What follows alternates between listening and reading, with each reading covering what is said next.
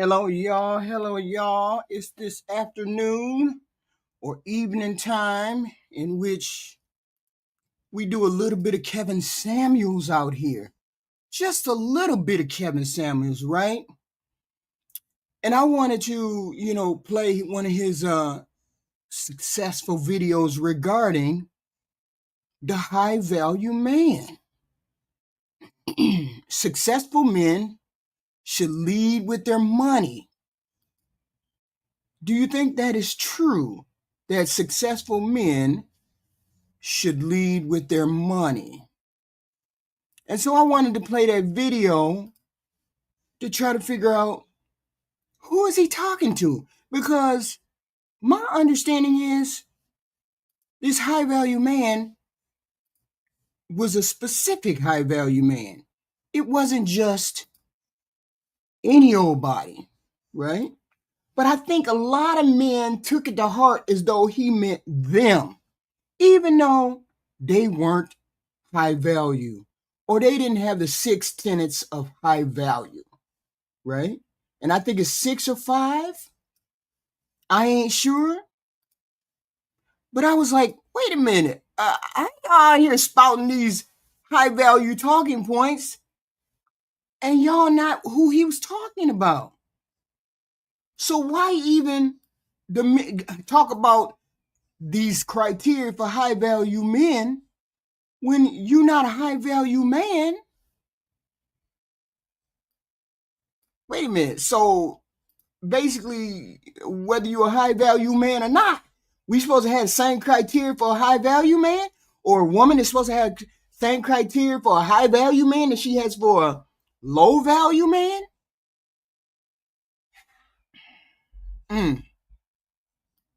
It's throwing me off because I didn't know that was the way it was supposed to be. These are early Kevin videos. I'm just saying, high value man, poor man. So why did he distinguish between high value and poor, or high value man and a regular man? If And if if you're gonna give me the same criteria as a rich man wants, why would you need to make the distinction? You should have just said all men instead of high value men, because all of the men that weren't high value took it to heart as though he was talking about them. Because then they would mention your SMV. No. Those criteria for that man. Those criteria for the women, for the high value man, those are criteria for him.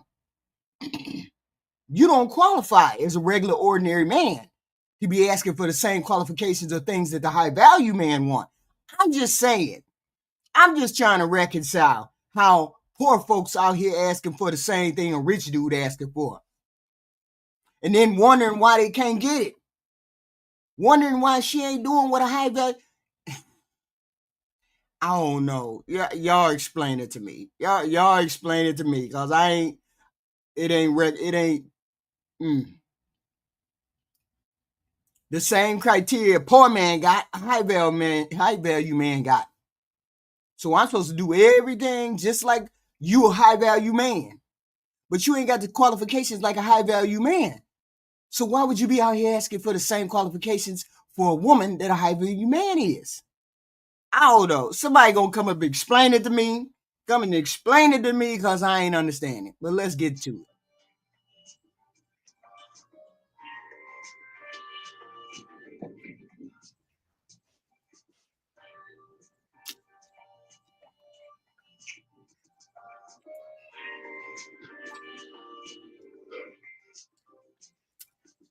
All right, what's going on, Kevin? What's going on?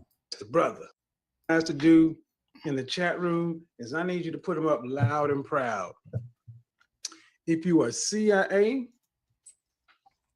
or if you're CIA, give me a 1. If you're FBI, give me a 2. You guys know how we roll over here. It is about becoming the best version of yourself and taking it to the next level. My videos are for mass consumption, but my live streams, I'm talking to guys that want to be at the top. The guys that want to be the winners, the guys that want to be the masters of the universe, those kind of things. Henry. Brad Henry. Okay. It's my white dude. Keith Henry. That's the brother. Hey. Ahmed Henry. That's our Middle Eastern brother. Lee Henry. That's our Asian brother. And Enrique Henry. That's our Hispanic brother. All of those guys are Henry, whether they're there, high earners not rich yet, whether they're there, or whether they're in high school or college getting their mind around that. That's the Henrys. Okay. All right, those are the guy Henrys. The women Henrys, the female Henrys, we're just gonna call them Phoebe, FBI, Phoebe. We're gonna watch that. I thought about coming up with an acronym for different names for each one of the white girl, the black girl, the Asian girl, the Hispanic girl, the Middle Eastern girl. Right. I haven't worked it out yet. So in the meantime, we're just gonna call her Phoebe Henry, FBI Henry. So is this the video that's before that that one where he's in a suit? This is the one that explains high value before he got into a suit. I just want to be clear, right? So we in order. So we watch this one first, then it'll be the next one, right? Okay. Understand something. That by nature, by virtue of being Henry, by virtue of wanting to be a winner, you put yourself in rarefied air. You already saying that you don't want to be average. Average is not what we do over here. Average is not what we do over here. Average is not even in our vocabulary. It's not. And there's nothing wrong with that. Nothing wrong with saying that you want to be better. You want to be on top. That second place is the first loser kind of stuff. As a matter of fact, we got to get better with the whole concept of just being winners. Shout out to BGS Edmore. I heard the part of the stream he's got going on with this woman. And I'm going to tell you, the woman that's on that panel will get not a lick of conversation in my regular world. She wouldn't. Now, understand something. Oh, my Greeks in the house, Alphas in the house. Go ahead, do me a favor, guys. First thing we do over here is we go ahead and show that we are men of value. Yeah, apparently. Men of some worth. And we show that by paying in that like. You hit that like button. Yes, y'all hit that like button. That like button is the minimum thing we can do. Thank you. Guys over here trying to become Henry. We're already on track to becoming the bag, bold, ambitious, and generous. And generous guys automatically come in. They don't come in empty-handed. Right. Generous guys come in saying, "Hey, what's going on, man? I brought a bottle of Johnny Walker Blue. I brought a Macallan 18. I brought some cigars. I bought this. I bought that." Right. And hit the like button. Hit the like button. Do that. Hit the like button. Y'all heard Kevin. Do that. Yes. We don't have to be told to be generous. It's just what we are. Understand something. There's been much has been said on these YouTube streets about leading with your wallet. Leading with your wallet has been a topic of conversation over the last at least 30, 60 days. How many people have seen that? David, Young D, what's up? David, what's going on? Sugar P, Sugar P, you're gonna love this one. Because I'm about to get into the women. I'm taking the women to task on Wednesday. Because like that woman on BGS's channel, there are a lot of fake pretend 92 women out there. There are a lot of women out there that say they want men like you guys. This is early video. No idea how to even get in our presence or to get us to look at them. I'm gonna tell you something right now, woman.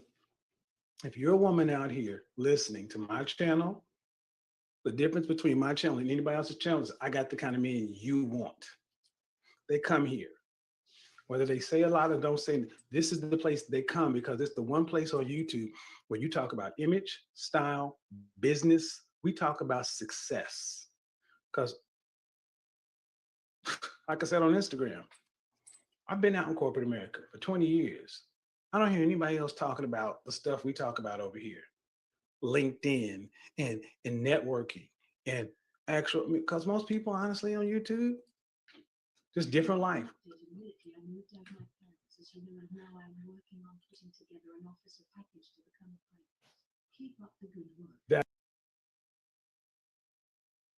So this is his early video, right? So I have that video, and then I have the breakdown. It's a short breakdown. It's not a long breakdown, right?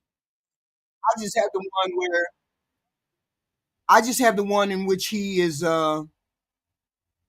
just explaining it, I guess, in 10 minutes or less. Did he have a different one? Because that's the only one I found. That's the only one. Well, I mean, he had a couple, but they weren't facts about the high value man, X, Y, and Z. Okay, we're gonna get into it. So it'll be you a fool. So we'll figure it out. Okay. That's what's up, D. Need to talk. And see, I don't want to dump on guys, but it's time for us, like-minded men, to stop diminishing yourselves. Look here, man. I'm proud of my career. I'm proud of my background. I'm proud of the fact that I was a winner. And here's the whole thing. Why do I say successful men should always lead with their wallet? Mm. Lead with your wallet. I really don't understand why this is even a question. Let me tell you something. Henry knows his wallet and its worth. So first off, ladies, there you go, ladies. First off, ladies, I need to tell you something.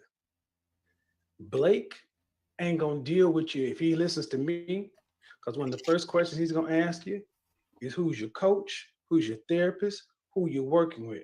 Because a man who knows is worth something looks at a woman and sees what she invests in. See, if he has to go out here and become the best version and improve himself, you're gonna have to do more than just be pretty. I believe that. You're gonna have to have gone to some sort of finishing school, some sort of femininity training, some sorts of boot camp. See, too many of you women out there are trying to get by on your coochie and having your face beat to the gods. That ain't good enough for the guys over here. So when they start asking you questions, I don't care about you quick to throw out where you went to college at. I went to so-and-so and got my degree in economics or marketing. We don't care about that. Where are you investing in? Who's your coach? Who's your image consultant? Who's your style coach? Who are you learning from? And see, that's the majority, the real talk. The majority of you guys out there who say you want guys over here, you're too cheap to have them because you don't want to go spend the money. You'd rather sit online and get it for free. But when I see Nicole Michelle or Anna Bay or these kind of women having boot camps and classes, y'all's ass ain't going nowhere.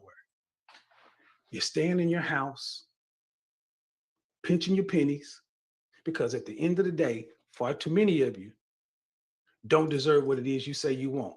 I'm going to tear y'all up on Wednesday. I'm going to tear you up because here's the thing. Yeah, it's simple. Once the information is been put out there, you can't act like you don't know.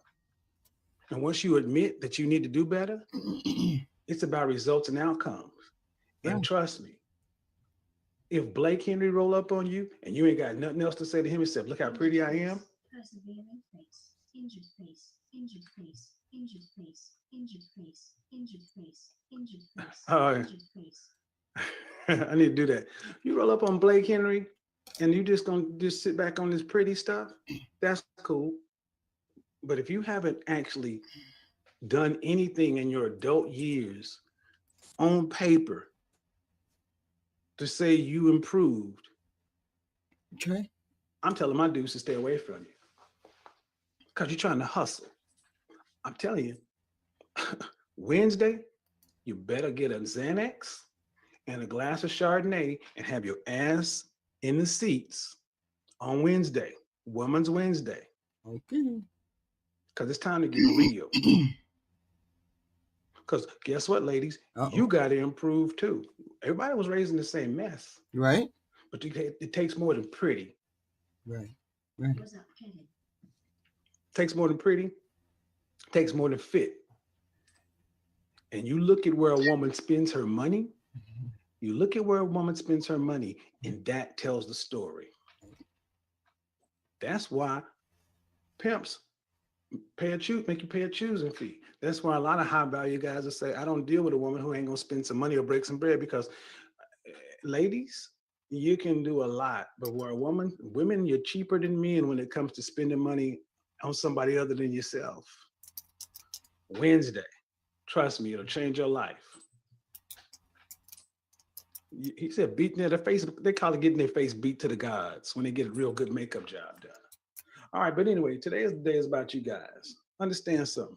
Ladies, you know it's gonna be in love, but today we're gonna talk about it.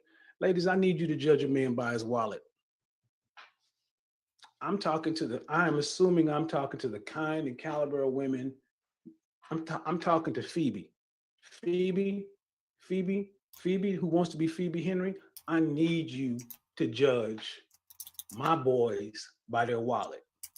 How about that? What's up, KCIA FBI? Hope you all had a great weekend and getting ready to kill this upcoming week. There you go. I need you to judge my boys by their wallet. I'm a cuss in this stream. Flip everybody else. I don't care what nobody else is talking about. My boys. Judge my boys. My CIA. I want you to judge my boys by their wallet. I don't care who else is talking what else over here. I want you to judge my boys by their wallet. This was an early Kevin Samuels. This must have been a really early one. I don't know. I didn't look at the date or anything like that. This must have been about, what, 7 years? No. It wasn't. This was like maybe 3 years, maybe before he passed away, 3 or 4 years. But this was when he started pointing. This is when he started pointing his direction to women, and he started to see how, because women were watching him. Mm-hmm. But once because he would have shows about men and then a few conversations about the women.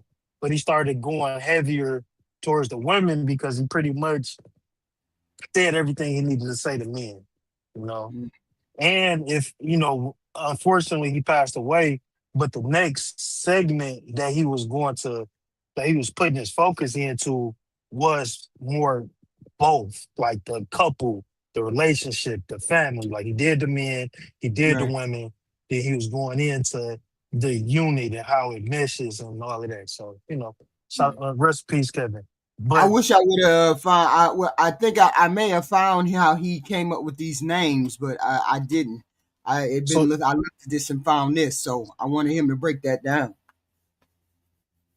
This was early, I guess. The thing with the leading with the wallet, it is a difference between simping and tricking, because What's the difference? that you got this conversation where men feel like they're getting used with, going out on dates, and they should have the women. First date needs to be at a coffee spot. First date needs to be 50-50. That's cool for who'll work with. But I'm agreement with Kevin with when you take a woman on a date, one, if a woman calls you and she's like, I want roux Chris, I want a steak. If you want to take me out on a date, it got to be roux Chris, or it got to be, Texas Day Brazil, or it got to be some type of high-end restaurant, and she's putting that on you, yeah, you're simping if you say, yeah, I got the bread, we could do that. What Kevin would advocate is you're going out on an experience that you can do, that's to show that you got it. So you telling her we going to, roux Chris, we're going to wherever we going, because this is an experience. You're talking about a man taking charge and him making the date, him running the date, he's paying for the date, he's doing everything. And you paying for your experience, and it should be a part of your lifestyle. And then that becomes the difference, because it also goes into the style, the fashion. He was high end on everything, not just what you're doing. So it should be a part of your lifestyle, basically. So you shouldn't have the complaint that you're taking a woman out and she's using you, because you're going to go get that steak regardless. You're going to go get you a nice drink regardless. You're going to have a nice suit on. You're going to have some Tom Ford cologne on regardless, because that's your lifestyle. And that's where the Right. difference, that's where the nuance is. You know, you're It's not a trying to nuance. impress. Yeah, you So leading with your you I wouldn't even look at it as leading with your wallet. I would say personally leading with your lifestyle. And that's how I look at it, and that's how I date. Even if I take you out, you make more money than me, I'm paying for the date because this is my night. This is my experience, and you're partaking in this. You're a part of my experience tonight. You're pretty. You probably got some good conversation. I want to I sit get next to it. you and It's a look at mindset. you. Yeah, It's a yeah. mindset. That's all. Exactly. Yes, ma'am. Yeah, I get it. Do you hear me, fellas? I want to hear the breakdown of these. He called somebody in the beginning, somebody named Henry, right? Henry is high earning, not rich yet. So that's like you've gotten because you did say that he believed that if you learned how to be a high value man, you could become one. That's what made me start really paying attention to him. So when you are Henry, you high earning, so you making 80,000, you might be making 100,000, you might be making 120,000. You might be in your first year of 6 digits.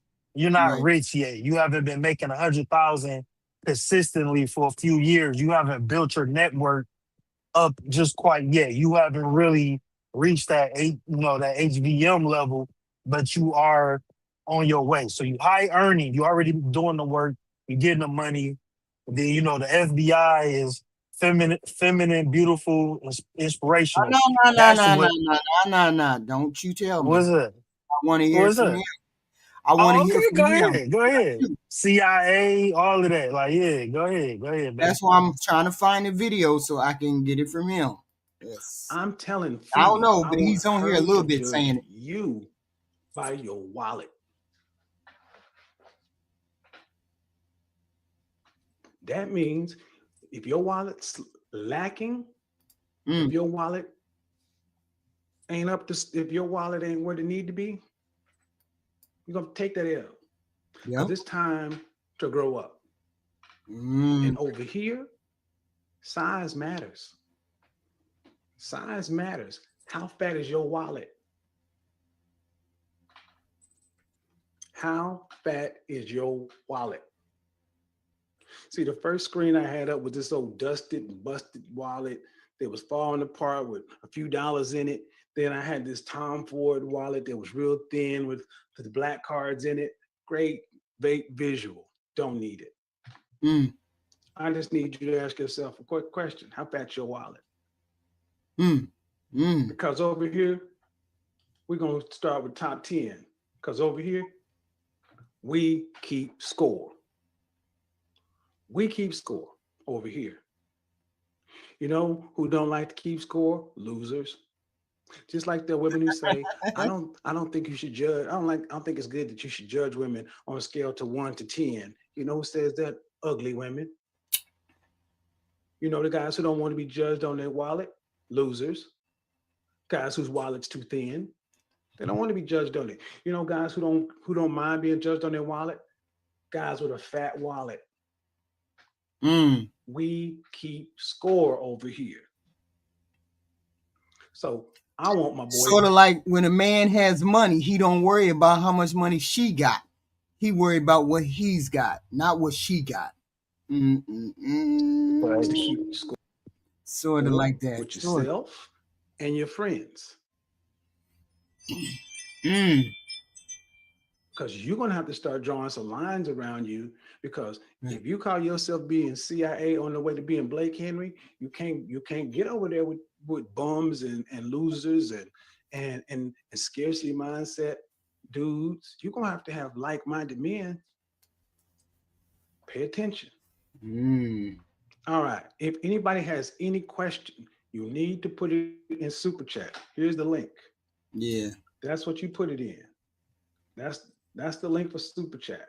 If you want to go ahead and hit me up via Cash App or PayPal, I'm going to put both of those links in the chat room. What's the question, Tory, Very Plum, Darcy Davis? Ty, you can answer that for her or him. Ty. I didn't see the question. Let me Tory Very Plum, Darcy says, Did this lead to the six-figure nonsense that is the predominant request from the general population in the YouTube arena? This is actually a response to the six-figure request because before the internet, there used to be this good old saying, 6 figures, 6 inches, and 6 foot. And that Mm, was HQ. They've been saying that since your generation, I'm mm, sure. It's definitely my mama generation. So that was before the internet, that was before YouTube even existed. There was mm. a notion that women was looking for the 666. So So he the wasn't worried internet, about the 666? the internet just magnified this conversation. He was more on the lines of you could go, if you're not 6 foot, of course you can't get taller, but you can go build your body. Shout out to Media Man. If you ain't got, get your body together, that's the 6 foot, six You inches, keep and you explaining can his get your stuff. wallet. Huh? You keep explaining his stuff. Oh, I thought you just asked me a question. Are you responding to that that predominantly 6 feet? Is that the 666 we asked for? And but he's answering the 666. But why did Freak put in there? Why did he put in there? If she's a boss, she doesn't worry about his funds, right? Uh, you gotta ask that person that. Let me pull up the chat so I can see what you're talking about. Okay. Yeah. Okay, I So you see. at this time is he referring about the female that has money? I mean, I thought the whole point was not to date a woman who had money. So why Why would you Freak think have to that? say that? Why you think that? You really shouldn't date broke bitches, but why you think? Why you think that?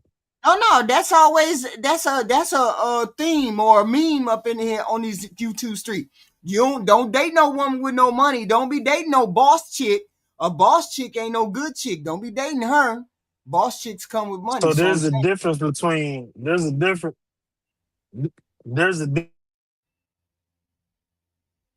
hello. Oh, okay. You there? Shit, you just disappeared. You just disappeared. If you want to become a member of the Just Patreon, went out. here it is also. All right. All right. Hit the like button, please. Who is this? Character can be worse than a wallet, though. Let me tell you something.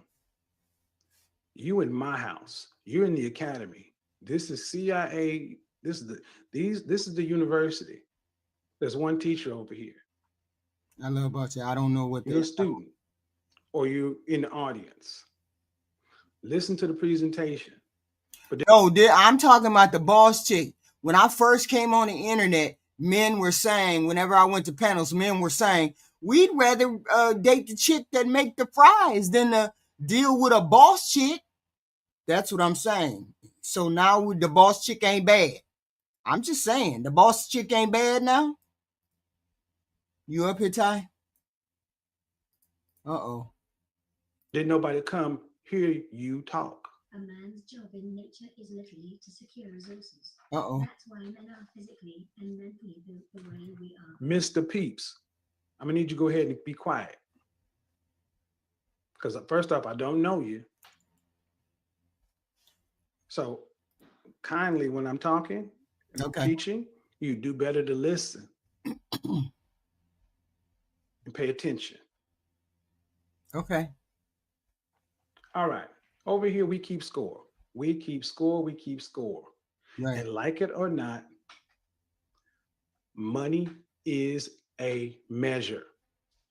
Don't delete him. Don't time out. I gave him a warning. It's Okay. good. Over here, money is a measure.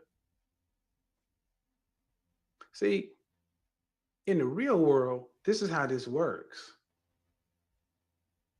A man is judged by his wallet. It's how we keep score. Okay. There's a reason there's a BMW, a Bentley, a Mercedes, a Range Rover, a Hyundai, and a used car, and etc. We know these things. All right. Money is a measure. Okay. Time to grow up. I'm going to say some things in this stream that may trigger some folks. Know where you are. Know where you are, because money is a measure. Number three, your network is your net worth. Mm, Look at your network. right. Your network of contacts is also how much you are worth. See, a lot of dudes think because you make six figures, that don't you ain't you can make six figures, high six figures, and still not be worth a damn thing. Because you got a light wallet. Because you don't have no network. I need you to have a network because Mm, it's part of your net worth. hmm Another bullet point: lone wolves are synonymous with chaos and losers. Chaos and losers. Lone wolves is chaos and losers. Associated with chaos and losers. What that mean? What that mean? It's like those who So got money but still lame or still, incel, you know what I'm saying? Like just because you got the money aspect, that don't mean you got everything else. So you alone, you Mm, gotta have a team, gotta have some people. let's see. Let's see. let me say that again. Say it again. Lone wolves are synonymous with chaos and losers. So how many of those guys think, oh, you know what? I don't need no network. I don't Mm, need any friends. I'm out here. I'm a Pay sick. my tuition. The number was the number. Your bank account is going to dictate what and how you live. There you go. mm, I'm a Sigma male. mm, I'm marching to my own drum. Now you're a Sigma male. And a lot of times people use that lone wolf thing because they're antisocial assholes and difficult to deal with. mm. And they've mythologized it to where it's a positive. Nope, Nope. it's not. Lone wolves are synonymous with chaos and losers. In a functioning society or town, you don't want to see wandering males coming through. Mm, They're not rooted to anything. mm. Okay. I'm building the picture to understand why you lead with your wallet. Okay. And what is your wallet? It is your verifiable accomplishments, certifications that increase your billable worth, your cash, your credit, your property, your resources, anything you can deposit in a bank or is worth capital in the business world. That is your wallet. mm, Do I need to say that again? What is your wallet? mm. It is verifiable accomplishments that we all agree are worth something. You being Okay. a top Pokemon duelist may be an accomplishment, but it's not something that we care about. Verifiable accomplishments that we agree upon, certifications that increase your billable worth. You can be certified in underwater basket weaving, don't care. Does it increase your billable worth in the marketplace? Mm-hmm. Mm-hmm. Your cash, your credit, your property, your resources, anything you can deposit in the bank or is worth capital in a business world is your wallet. So wouldn't that apply to women too, Ty? Ty, What part? the Yes, I'm here. what What part? I'm saying everything he's saying applies to a woman too, except it's Far just as a the woman. wallet and leading with the bank account. No, no, not leading, not the leading part, net worth part, all of that. He's just because he's saying Um, it related to men don't mean it can't be related to women. We're not talking about the leading part. We're not talking about any of that. We're talking about he's telling you your net worth, what your net worth is, what that your network, your net worth can yeah, be yeah. I related don't, to. I don't really, not necessarily because it's two different dynamics at play. You know what I'm saying? You, What? as a man, you want to have uh, connections and a network to build. I guess, and Okay, it and so depends on a a woman should woman have a would, network, but it should be a healthy network for her to be more feminine and in tune to what she can bring to the I relationship. thought you was Yeah, with me. I because thought you was with my me. I my thought you was waiting. network is gonna help me be more successful. My network is gonna help me solve problems. So my So why would network my is like a network do the same master. thing? But So why you would my won't. network do the same thing? My woman not gonna have to solve problems. That's why I'm Why married. not? Whoa, whoa, whoa, whoa, whoa, whoa. So it depends on what type of Oh, network you're talking. What oh. type of network would you think a woman's supposed to have?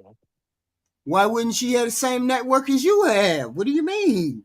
So Oh, what he is ain't her? saying, he's not So you saying anything that's just related to a man right now. He's just talking about your net worth or networking. This can be equated to a woman or a man he's talking about. I'm Yeah, I see saying what you're this trying to do, part right HP. here. Because I could see that being translated into a female thing. If you only think a woman is supposed to be related, um, y'all don't get it. I get it. Hey, Aaron. Hey, yeah, you trying, That's why No, I get it. men I get should it lead with completely. their wallet. big, Mhm. big. Why? Because it's how the world knows what you're worth. Mhm. You should lead with your wallet. Mhm. Now, this is probably going to piss some people off. I Mm. don't care. Here are a lot of things that people say right around this time. You got to hide your, you know, you need to hide that stuff or else you'll become a target. You Mm. know who thinks like that?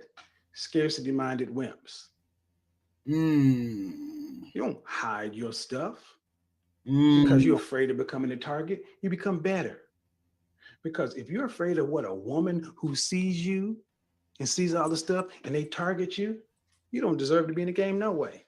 Punk. Mm. Mm. Let me say it again. Punk, you don't deserve to be in the game no way. Punk. How y'all take that, Aaron? We can't hear you.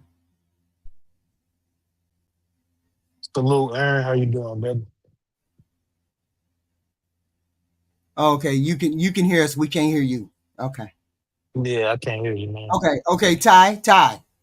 What is he saying right Yeah, here? yeah. He's he's playing game. There you Mhm. go. You in there now, bro? Yeah, you in there. Okay. Okay. Well, you go ahead since you got started. Oh, okay. Ty. No, I don't really. I agree. I don't got too much to say on that. I agree. Mhm. Mhm. This is some valuable shit right here. I mean, it Yeah. colors his background. It colors the background and it develops his. It shows you how he developed his whole persona and I don't want to say script because it's really not a script. How he developed what he wanted to say to the men. You can tell how it Hmm. evolved. It evolved. Okay. So this is where Mr. Samuels and I go divergent. Um, Huh? Okay. yeah. So I don't. This whole what is he saying about leading with money? He's suggesting you do. Ty, you can explain it better than me. I yeah. What I had said on it, I took it was leading with your lifestyle. You know what I'm saying? Not necessarily simping or tricking, but just leading, showing your lifestyle. Okay. Now that I will agree with, but that doesn't necessarily mean leading with money. And it sounds like what Mr. Samuels is with Hmm. money, even though your lifestyle may involve money. Mm-hmm. But my ever state, for example, a woman to the racetrack. And I'm not talking about the horse racetrack. I'm talking Mm-hmm. about the racetrack where we race sports cars and GP motorcycles. Nice. Class leader class, right? Road course racing.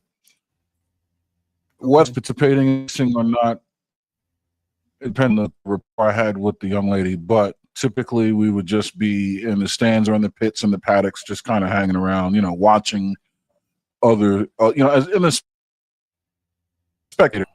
What they did was the first date, in my opinion, is not about her. I don't give a fuck about once on the first date.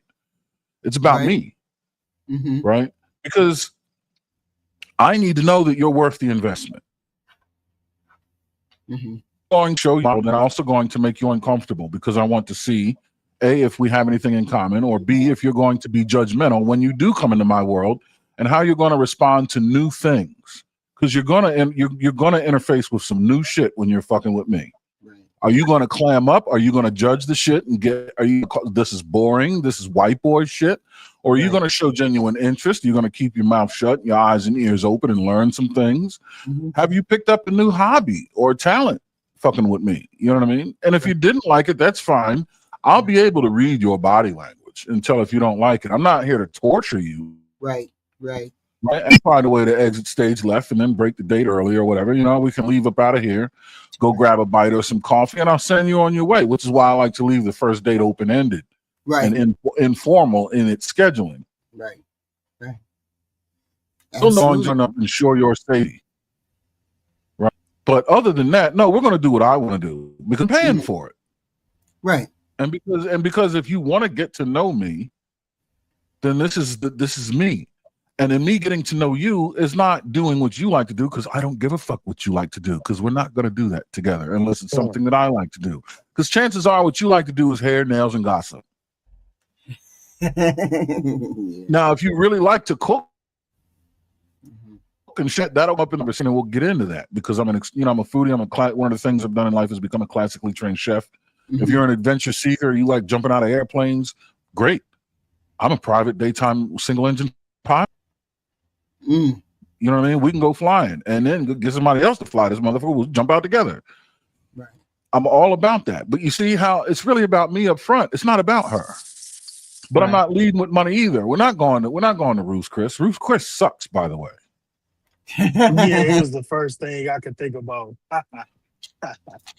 You know what I mean? Like let's get to with Frisco's maybe, but here in the Philadelphia area, Barclay Prime, if you're in Baltimore Prime, you know what I mean? Prime rib. Let's go to Annapolis for some seafood, Annapolis, Maryland. Let's go to Martha's Vineyard for some seafood, some rock crab. Like that fine dining is when you destinate. You want fine dining? Look up the French Laundry in California. When we start fucking around going to Simi Valley and shit like that, you know what I mean? We're going up to Daniel Boulud's place in New York. Now we're talking, but this R2, I mean, this flash in the pan ass steak 48 and all this bullshit. Come on, not me, and that's not real life. That's all. It's Instagram living. So that's why I say I'm not about flashing money. I'm not about leading with money. I'm going to hide my money. You'll figure it out based on what we're doing. Oh, he has to have money. Because only people that have money this. But people without money go to Steak 48. So I'm not going to take my money and show you how much I 48 because it's not going to tell you anything. And if anything, it is going to make me a target. Yeah, now I know you're going to stick around for another opportunity to do this. If you don't like golf, you ain't going to stick around, even though golf ain't cheap either. Right. Or if I take you to the racetrack in a $300,000 sports car, there ain't no Steak 48 in the world that's going to show you money, right? But if you're not interested in that, you're not even going to know. You're going to see a Porsche because it looks like any other Porsche on the street. This particular model is $300,000, but you're not going to know that, unless you immerse yourself in the scene. But once you do that, that's when I know you're here for me. Now we can do this shit forever. There you go. Yeah, that's why I prefaced it with the lifestyle. You put a good lifestyle to that lifestyle, but that's why I said, leading with your wallet can really come off corny and lame. But when you lead with your lifestyle, she gonna see it. So that's fire, bro. You really be into the cars and stuff like that, huh? Break that shit down. Listen, with the cars, bro, I don't even want to know, man. You don't want to. It's hey, you and Triple X might have a lot of things in common because Triple X got a lot of cars. Don't Triple X got a lot of cars, or is it motorcycles? I heard him say he was engineering or coming up. He's working on something to get a watercraft at a price point of $7,000. I'm interested in talking to him about that. I mean, I wanted to. I have an education in mechanical engineering with a minor in physics. With a concentration in automotive development, motorsports. But in the car game, people buy Lamborghinis, and it's like watching somebody go buy a. It makes me laugh. It's cute. It's cute. Mm. Yeah, It's pretty. Lamborghinis are cute.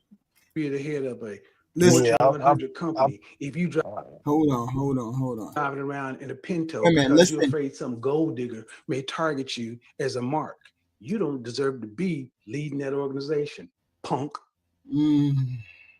Okay. Say something. Say something, and I will kick you smooth out of here. Raise your hand in the comment section. Say something greasy, and I will take great pleasure in blocking you. Scarcity-minded wimp. Oh man, don't drive a BMW. Don't buy that, or don't buy that. That's gonna make you a target.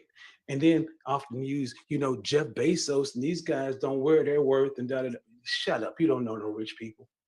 You don't Can know we no rich pause people. right Don't hang here? around with no rich Okay, there we go. So this is what I'm saying. This is where he and I go divergent. We can't lose sight of the fact that this man by trade is an image consultant, Right. with wealthy clients.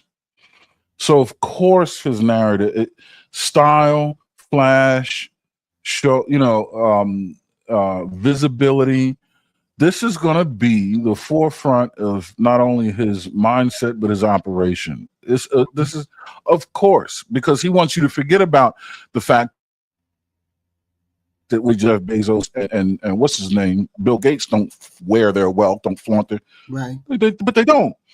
And to drive a BMW, look, if you like BMWs, like I'm a BMW fan besides Porsche. But I buy BMW. If I'm going to buy BMWs for a very distinct reason, it has nothing to do with being seen in it. In fact, when I drive cars that I buy that are high end, I don't want to be seen in them because I'm not. That means the environment isn't conducive to the way I want to drive it. Okay. I want to start to explore the limits of grip. You can't have folks around when you're doing that. If I'm in traffic or just pulling up to places, give a fuck if it's for what? Because see, and that's the kind of materialism that the black community is so wrapped up in. Are we going to ask the question, is this vehicle an investment? A lot of people say, well, I'm going to buy something and it's going to be expensive. Well, how much did it cost you? I don't ask that question. I ask, how much is it going to make me? Now, if I sell real estate to high-end clients and I have a 7 Series BMW that I use to shuttle around my high-end clients to go looking at houses, that's a reason to buy a high-end BMW. If you rent this motherfucker out on Turo, that's a reason to buy a high-end BMW. Right. But to pay $1,200 a month for a high-end BMW so you can show the world that you can afford a high-end BMW is bullshit, especially if you're really not into the mark, into the brand. Right. Get a Lexus. And for that much, get a Toyota. If you bought a Lexus GS, you might as well get an Avalon. Because it's the same fucking car. You wouldn't be able to discern the difference between that and a Mercedes if you drove it, other than the name, really like that. And if you don't know those differences, you don't want people looking at you when you're driving it because you're hauling ass off into the sunset somewhere where nobody's around. This is crazy. Right. Hey, this is Kevin. Keep going. Shut up. He's saying, shut up. Oh, that's just rewarding bad behavior. He's out here trying to peacock it, and you lead when you're wild and rewarding these women bad behavior. You get to pick any woman in your life, anybody in your life. So if you reward bad behavior, that's far down the line of the problem. You picked them. You picked everybody in your situation. Vet better. Punk. Don't worry about splitting the bill 50-50 with a woman. Don't go out with a woman that's all she gonna want you for is your money or your wallet. Well, your money, but she should judge you on your wallet.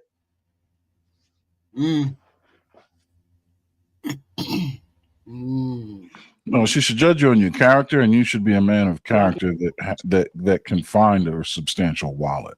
But if she's judging you on your wallet, I mean, if you're a young man who is an E7 or E8 or E9 in the military, which is the highest 3 ranks you can achieve in the enlisted category, you are by all definitions a high value. You're a leader. You know what I mean? You've been doing this for 15, 20, 25, 30 years. You're going to retire. You have all the benefits in the world. You're not making $140,000, $150,000, $200,000 a year. At the rank of E9, I don't know if they're breaking 100,000 yet. But at the rank of E9, the sergeant major of the Marine Corps is Goldman Sachs level leadership upstairs. And this is not a $500,000. It's not a $500,000 salary. But believe you me, he spends more time on Capitol Hill and in the Pentagon with people that determine the value of a dollar than people that earn $500,000 do. So it's about what this man's doing. Okay, keep going. King is a punk move. Well, let me go ahead and help you. Somebody in the chat said it's a punk. Move out the way. Uh-oh. This ain't a democracy. It's not a democracy over here. Okay. Understand. And on Founders Day, I'm donating to you. A lot of different colors, but we're all in this thing together. Keep up the good work. Oh yeah, that's what's up. Understand what I'm trying to get you guys to understand. Okay. Before you start getting in your feelings. Hold on. Oh, it's not fair being judged by your wallet. The white man's white supremacy. I was raised over here. I didn't go over there. Hey man, get out there and look here. Your wallet is your work. Life ain't fair. There's no crying in baseball. If you want to sit around and talk about something ain't fair, you don't deserve to be leading men. That's a contradiction. Anything. That's a contradiction. Because you're too emotional. You said what? That's a contradiction. Mm-hmm. He said your wallet is your work, but life ain't fair. Well, if your wallet, if it wasn't fair, then your wallet isn't your work. Luck is. Okay. If you work hard and your wallet is your work, life wasn't fair, which happens. People do work hard and don't achieve modicums of monetary success. Right.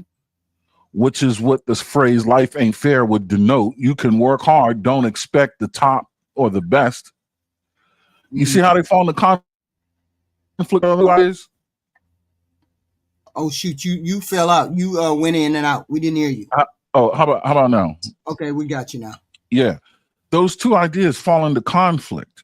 Life ain't fair says even if you work hard, don't manage your expectations. Don't expect to make it to the top. Okay. But you work hard. What would you say is your worth? My bad. What is a man's worth? Yeah. If it ain't neither one of those things, what would you? Well, no. Well, life ain't fair. Mm-hmm. A man's worth. The value in a man is his ability to find and pursue his purpose, whatever that is. Mm-hmm. After that,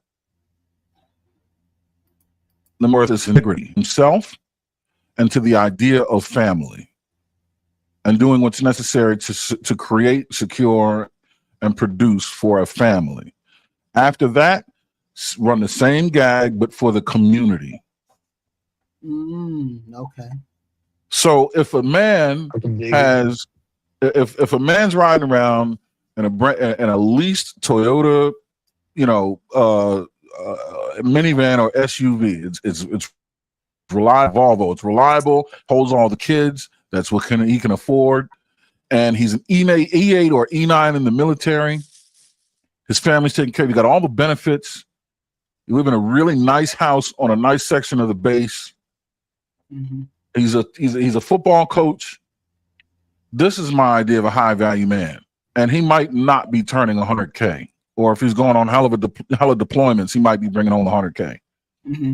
Mm-hmm. But I'd rather that than some high powered attorney who's stuck on himself making 400K a year, who doesn't give a shit about integrity or is women. You know what I mean? He wants a woman to bend to his program because he can afford for her to, because he can provide her a lifestyle that she would not be able to secure without him or any other man. That's not a man of value. Okay. Value is man betters himself, creates a family, betters his family, and betters the people around him, period. Okay. Okay. Let's go. Whoever said it's going to be fair? Let's see. There's no crying in baseball. So, your wallet is your worth. All the things we just talked about and the things I'm about to talk about is your worth. And that's how you should lead. Now, here comes the hard part. Ready? Fuck your game. Fuck your mouthpiece. Fuck your dick game. Fuck your masculine energy. Fuck anything else you want to use as counterfeit currency. Fuck it all. Because the world don't care about any of that. You can't deposit none of that in the bank. You can't deposit. That is not worth a line of credit anywhere. It's not something you can use as. Brother Samuels, #show and prove, #don't let me outwork you, #CIA. It ain't nothing that you can use out there to get anything done. I will say it again. Fuck your game. Fuck your mouthpiece. Fuck your dick game. Fuck your masculine energy. Fuck anything else that you want to use as counterfeit currency in your wallet. We don't use monopoly money in the real world. What is used is. Say what? So What? my like integrity, the desire to educate, altruism, the desire to help. These is counterfeit currency. No, anyone successful will tell you these are the very things that you need to do to become successful, because no man is an island. He said it earlier in the game.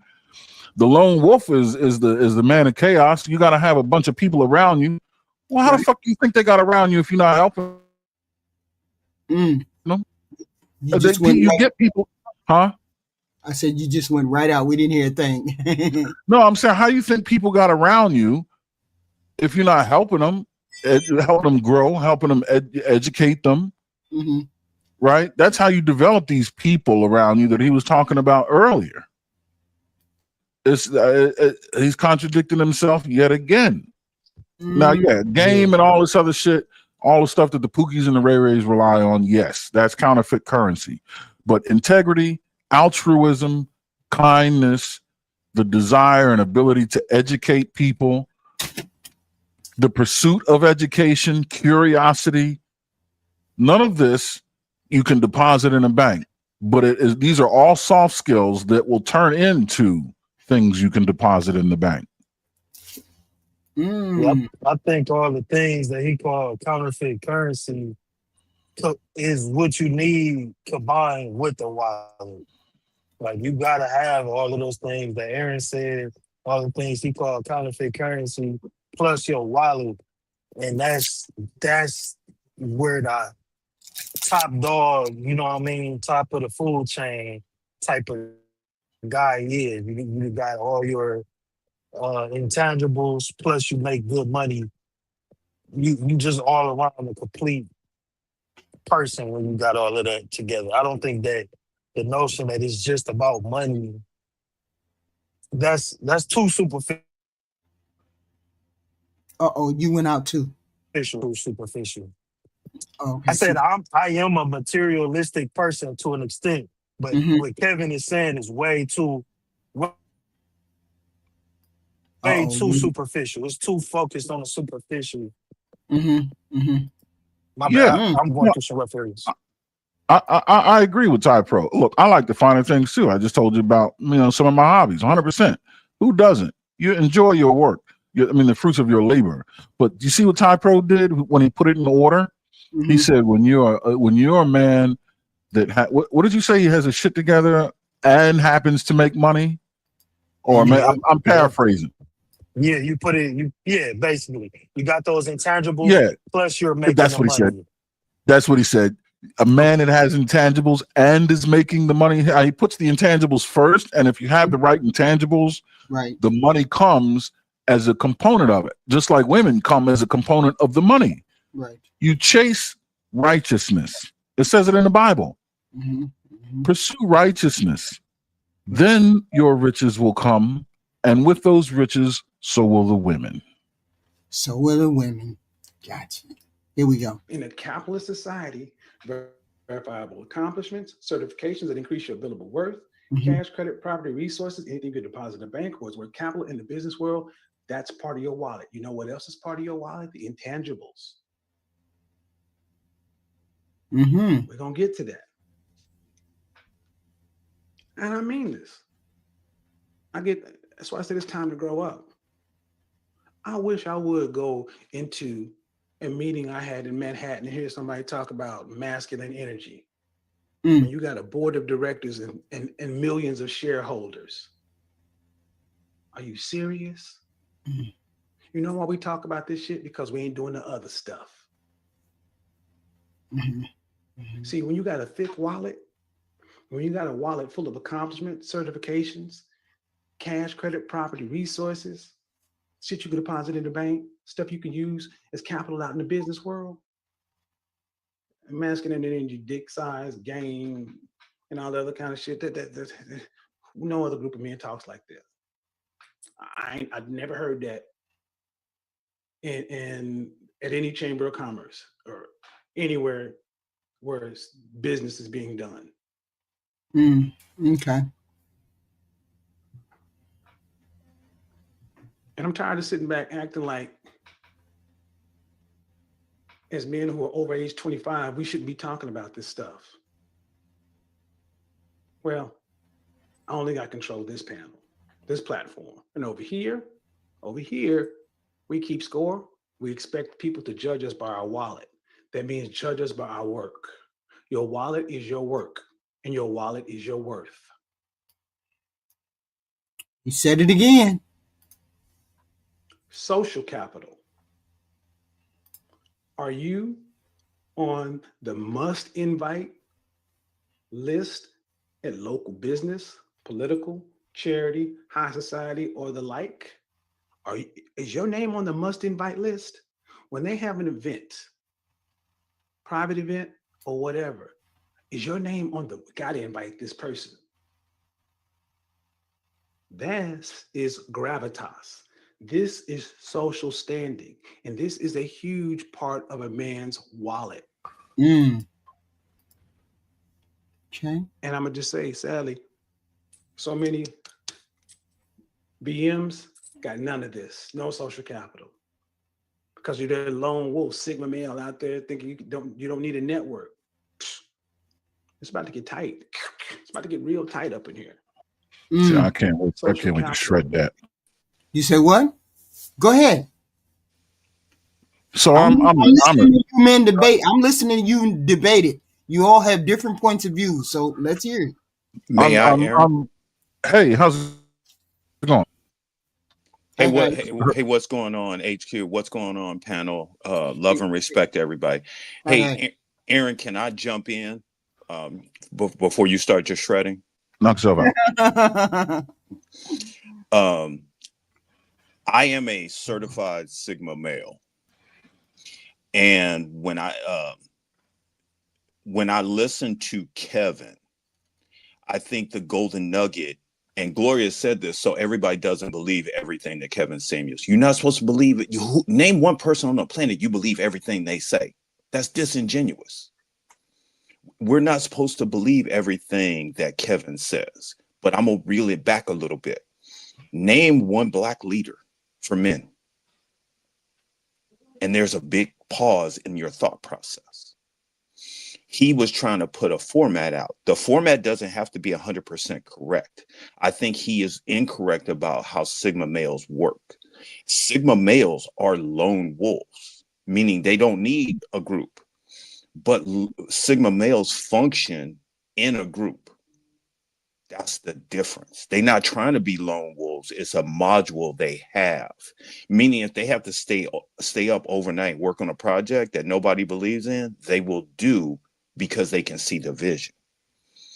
I'm going to tell you when you see a Sigma male in your group, when you at work and you have a person who's the manager, but you have another person that everybody goes to and they seem to know how things function, how they work, and how to get it done, they're the charismatic leader. That's a lone wolf.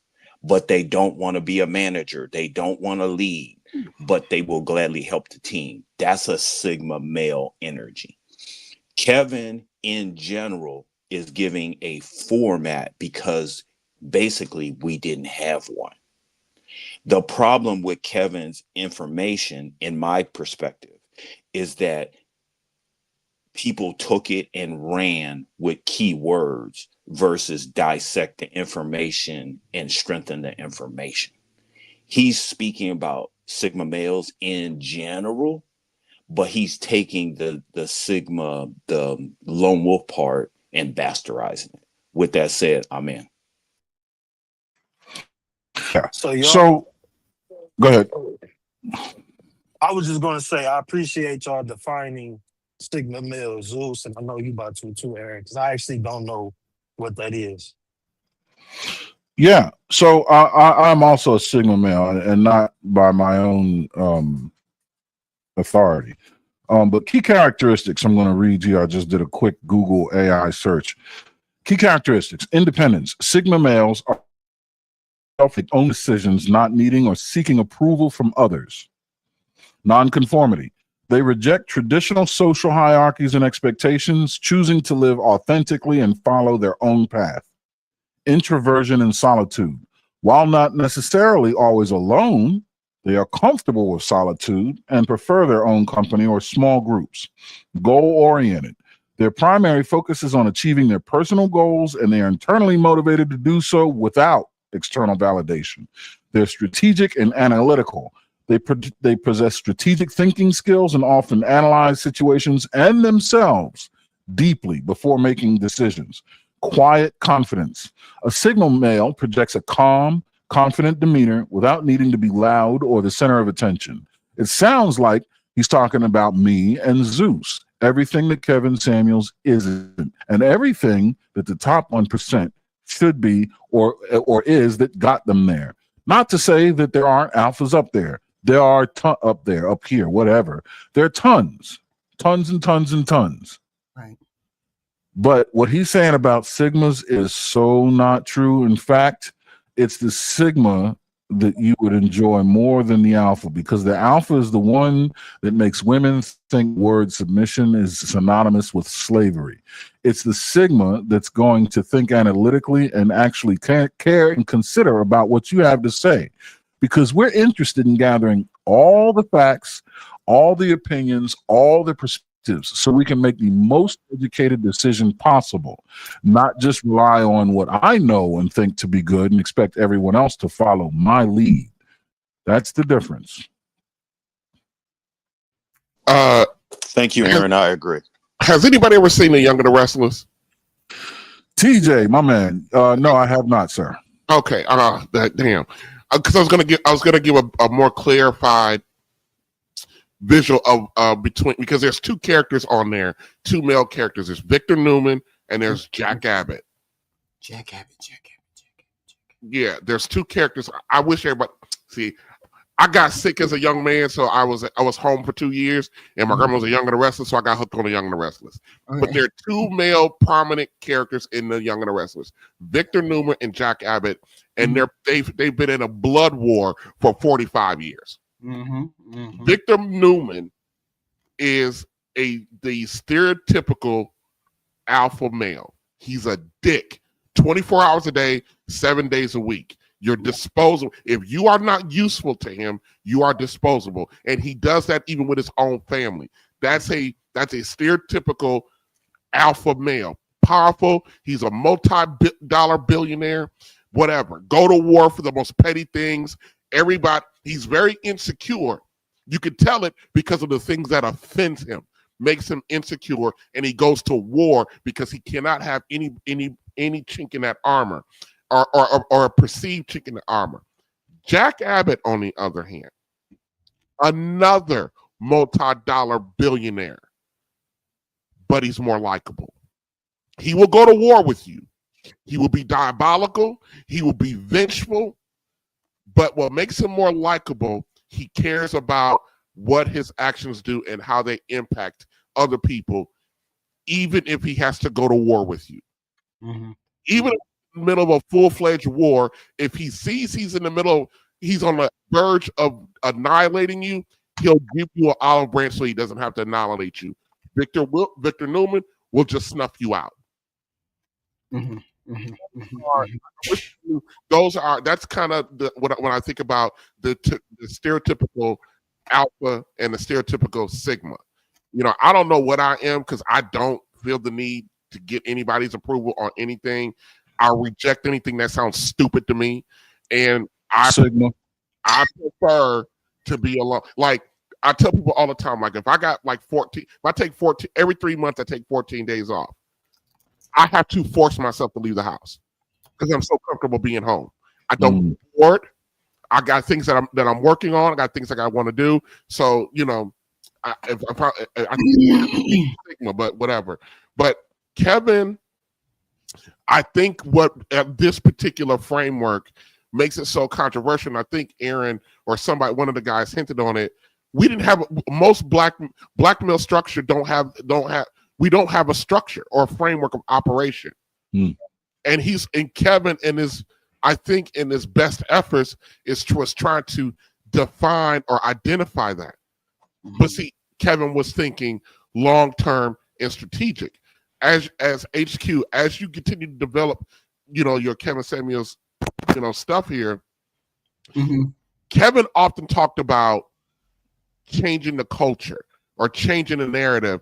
And then he talked about the 10%. Impacting 10. If you can impact and change 10%, you can change the culture. Now, with that mindset, here's where the conspiracy theory comes in at with Kevin Samuels' death. Kevin was on his way to 5 million subscribers within the next year of him being, because he was at the $2 million mark. 80% of Kevin Samuels' following was black men. 80% of his financial support was black men. How many black men are there in the United States of America? Roughly about 20 million. What is 10% of that? What is 10% of 20 million? Yes. 2 mil. 2 mil.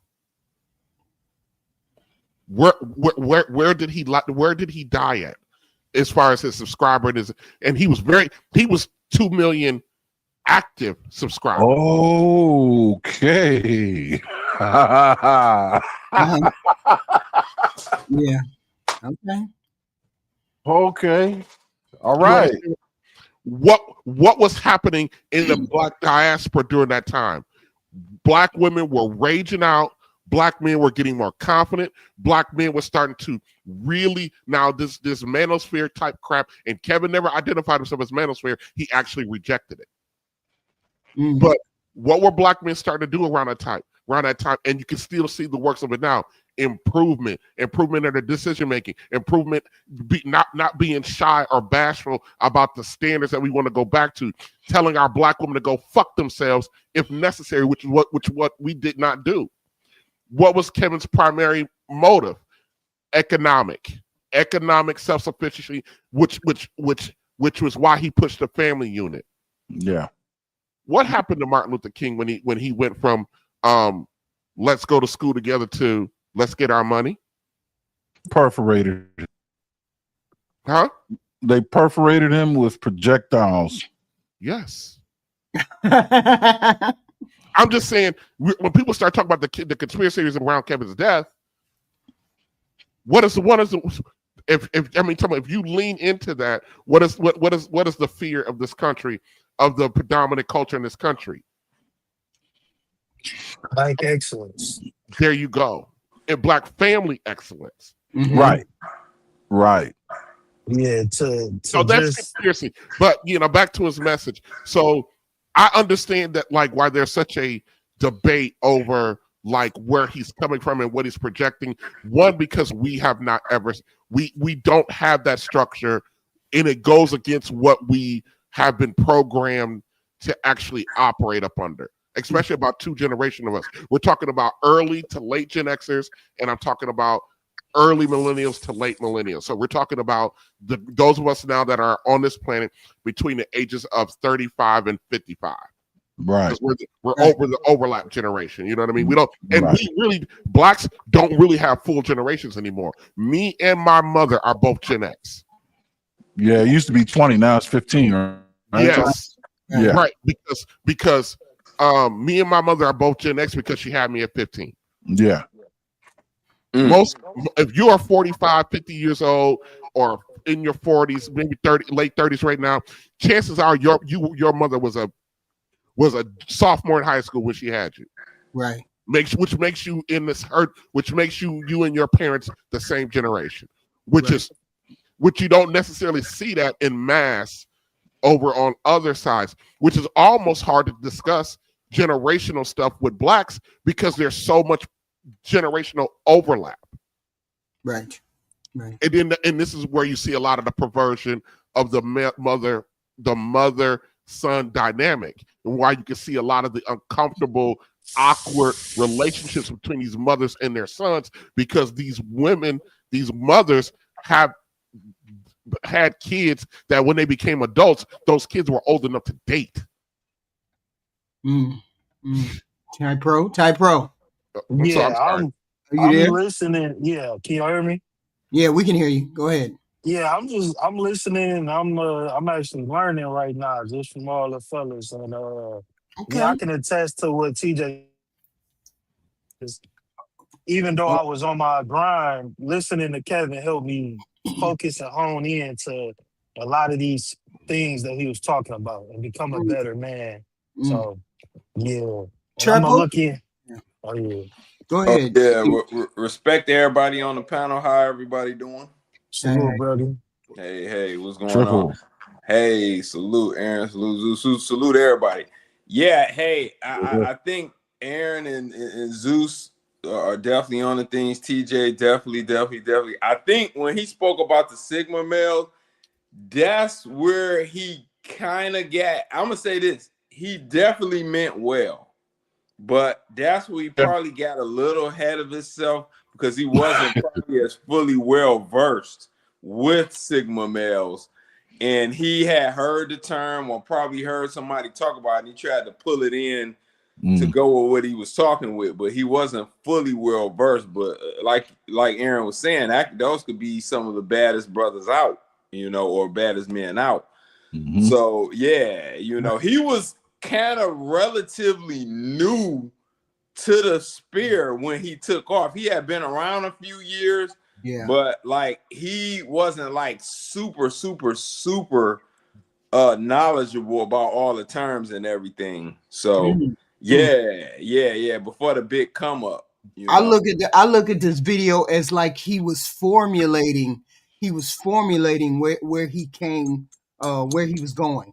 This was like one of the early videos. I'm assuming. Videos, right? I could tell by the setup. Right. So I'm assuming this is early. Yeah, he's still learning. Yeah. He's still learning how to formulate what he want, how he wants to express himself.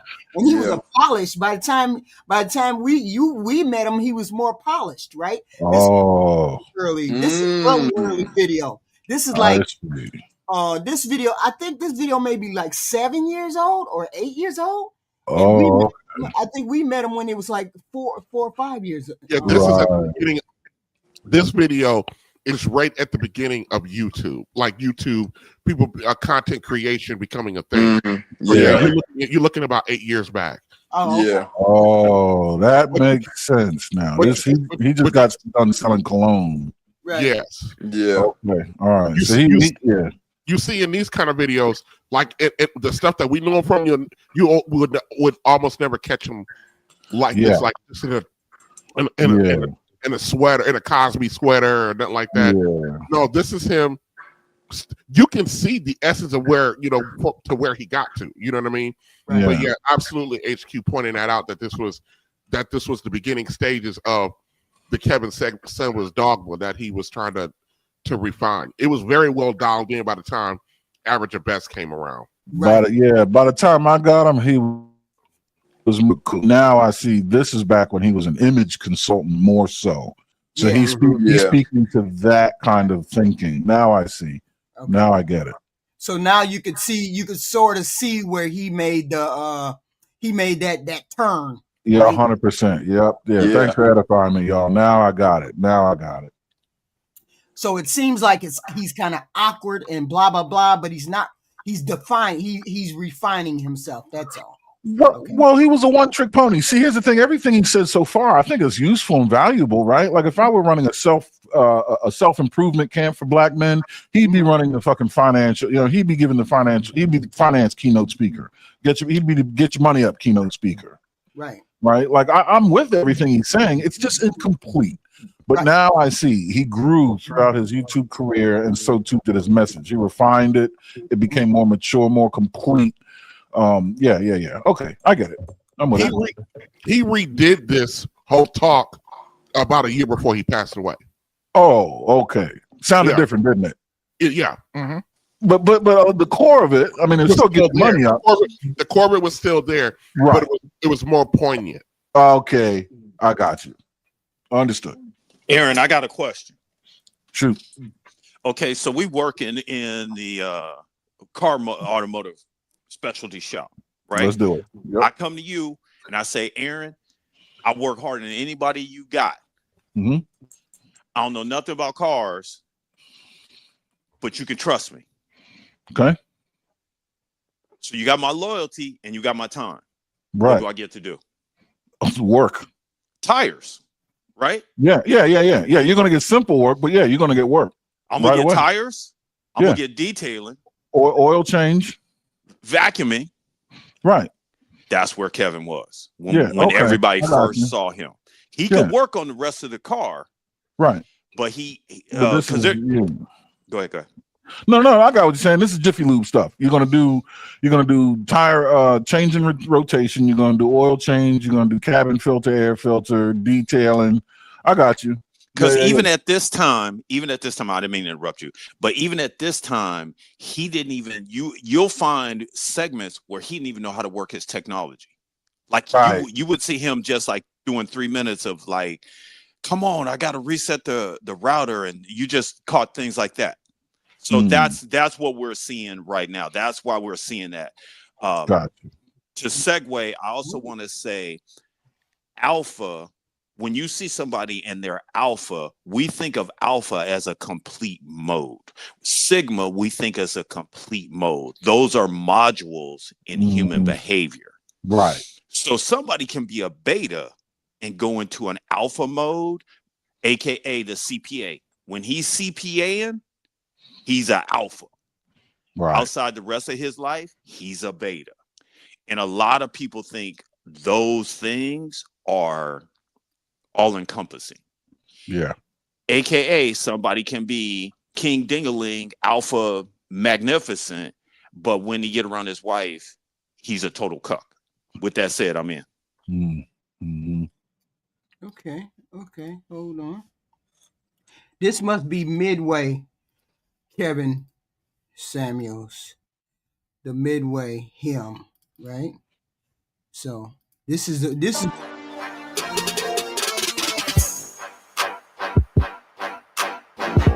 That's midway. Yep. Embrace it all, because you see the difference is a little bit more refined, right? It's there, but it's a little bit more refined. And this is where I came in on Kevin Samuels, was when he was right about here. Okay. Mm-hmm. Understand something. If you want to be a CIA man, a confident, intelligent, and assertive guy, understand something. You are going to be insulted because you're a winner. Winners always get insulted by losers. They're going to call you arrogant. They're going to call you condescending. They're going to throw a bunch of insults at you, but what they're not going to do is they're not going to be able to beat you. It is going to dog it. Anytime someone is a winner, they have haters. Name me how many people hate Tom Brady and the Patriots. But you know who doesn't hate them? Patriots fans. People hate the Dallas Cowboys because they're called America's team. All winners have haters. Now, we understand that at the high levels, you know, and as sports and entertainment, but here in the middle levels, trying to get to the elite levels, to the top tier, I gotta I cut need you him guys off. to understand something. You what? Okay. I gotta cut him off. There you go. Mr. Samuels, rest in peace. As an Eagles fan, you full of shit. Go on, Aaron. That's all he had to say was you. Yeah, come on, Aaron. Come on, Aaron. Go Lions. Go Lions. Come on, Aaron. They're gonna say you're. Like I said, one of the biggest ones they're gonna call you is you're full of yourself. You think you're so this. You think you're so that. You know, we're gonna say that people who are trying to keep you down. Mm-hmm. They're not telling you that because they think less of you. They're telling you that because you have the nerve to believe in yourself and stand on what it is you believe. You're going to have men throw it at you, but what you're not going to have is some guy who's above you or better than you throwing it at you. You're never going to have somebody that you're trying to compete with saying you're arrogant. You're going to say, all right, that's what I mean. Do it. Be courageous. Push, push, push. That's right. Matter of fact, you're going to have winning kind of guys be like, yeah, do that. You know, the guys who are going to throw it at you, the guys who don't want to do the work, guys that don't want you to make it so hard for them. Then, of course, they're going to call you all these things. Look at him. You're over there trying to be opportunistic, and you're over there trying to schmooze, and you're over there trying to glad hand. I'm going to keep it real. It's always the keep it real dudes. What they're really saying is, I want you to stay down here. I don't want you to shine so bright it makes it hot on me. Could you not be so good? Could you not shine so bright? Could you not make me look like I'm just average and mediocre? That's what's at the basis of all this other kind of stuff. And I get so tired of guys who are smart, who are accomplished, who are capable, who have the stuff that it takes, dumbing themselves down to make other people. Hold on a second, HQ. Listen to me when I tell you. So when TJ, hello, and I'm glad you're here. I've been listening to you for a long time on other podcasts.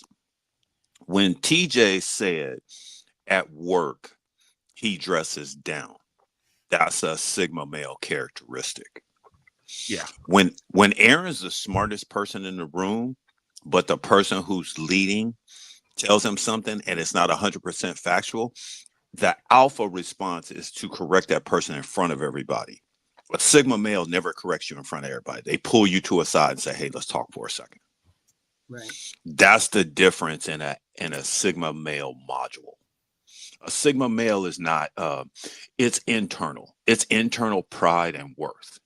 An alpha is external. They're objects, showmanship, etc. That's the difference in the two. With that said, I'm in. And both are needed. Right. Facts. It's just different types of guys. Right. Man, there have been so many times that guys have thought, if I just failed, they'd like me more. And what you're going to find is if you fail, you become just like the people that you think would like you more. They're going to still not like you. Matter of fact, they're going to resent you. They're going to say, look, I understand why I'm a failure. I understand why I didn't do it, but look, he had all these opportunities. He ended up right here. You don't do them any favors by failing. You know what you do? You go ahead and become the man you need to be. You go ahead and get up to the top of the top, the tippy top. You get your name up on Mount Rushmore. You climb Everest. You make as much. You go as high. You go as far as you can, and let the haters stand outside and call you whatever outside of the gates. That's right, outside the gates of your mansion, outside while you're flying on your G6, let them call you all that crap from coach or on the bus. I'm a firm believer in this. That's why. Hey, is that a good philosophy? That's a good philosophy. It's gonna come with it. I know firsthand, family or not, it can come from family even. Yeah. Let me ask you guys a question. The most visible alpha males that we know, I'm going to use Michael Jordan. The most visible alpha males that we know. When we speak about them, do we revere their accomplishments or their character?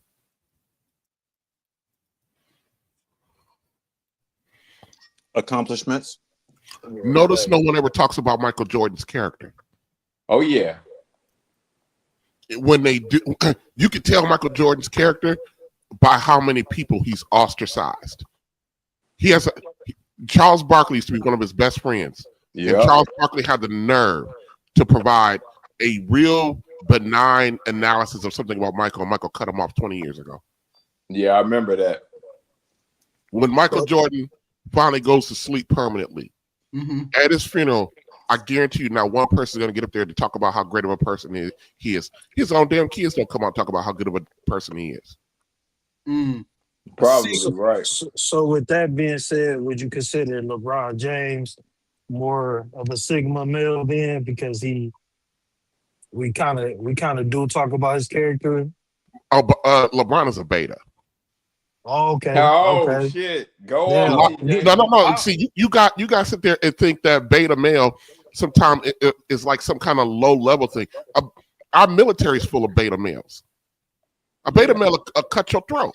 I'm gonna tell you. Wait a something. minute. Hold on. Go ahead. I want to get in on this, but go ahead. Hold on. I'm trying to learn. I don't even want this to happen, but I'm here for the madness. Talking about LeBron James is like talking about Beyonce. Please go ahead. I'm out. I'm done. So this is why I brought LeBron up, because we do talk about LeBron's character, his family dynamics a lot when we talk about his accomplishments. Like, that's something that kind of goes hand in hand. But he also shows, you know, some real shark type maneuvers when it comes to how he maneuver with the teams and do what's in the best interest of himself. And you know what I'm saying? So LeBron I wouldn't James have thought beta, but okay.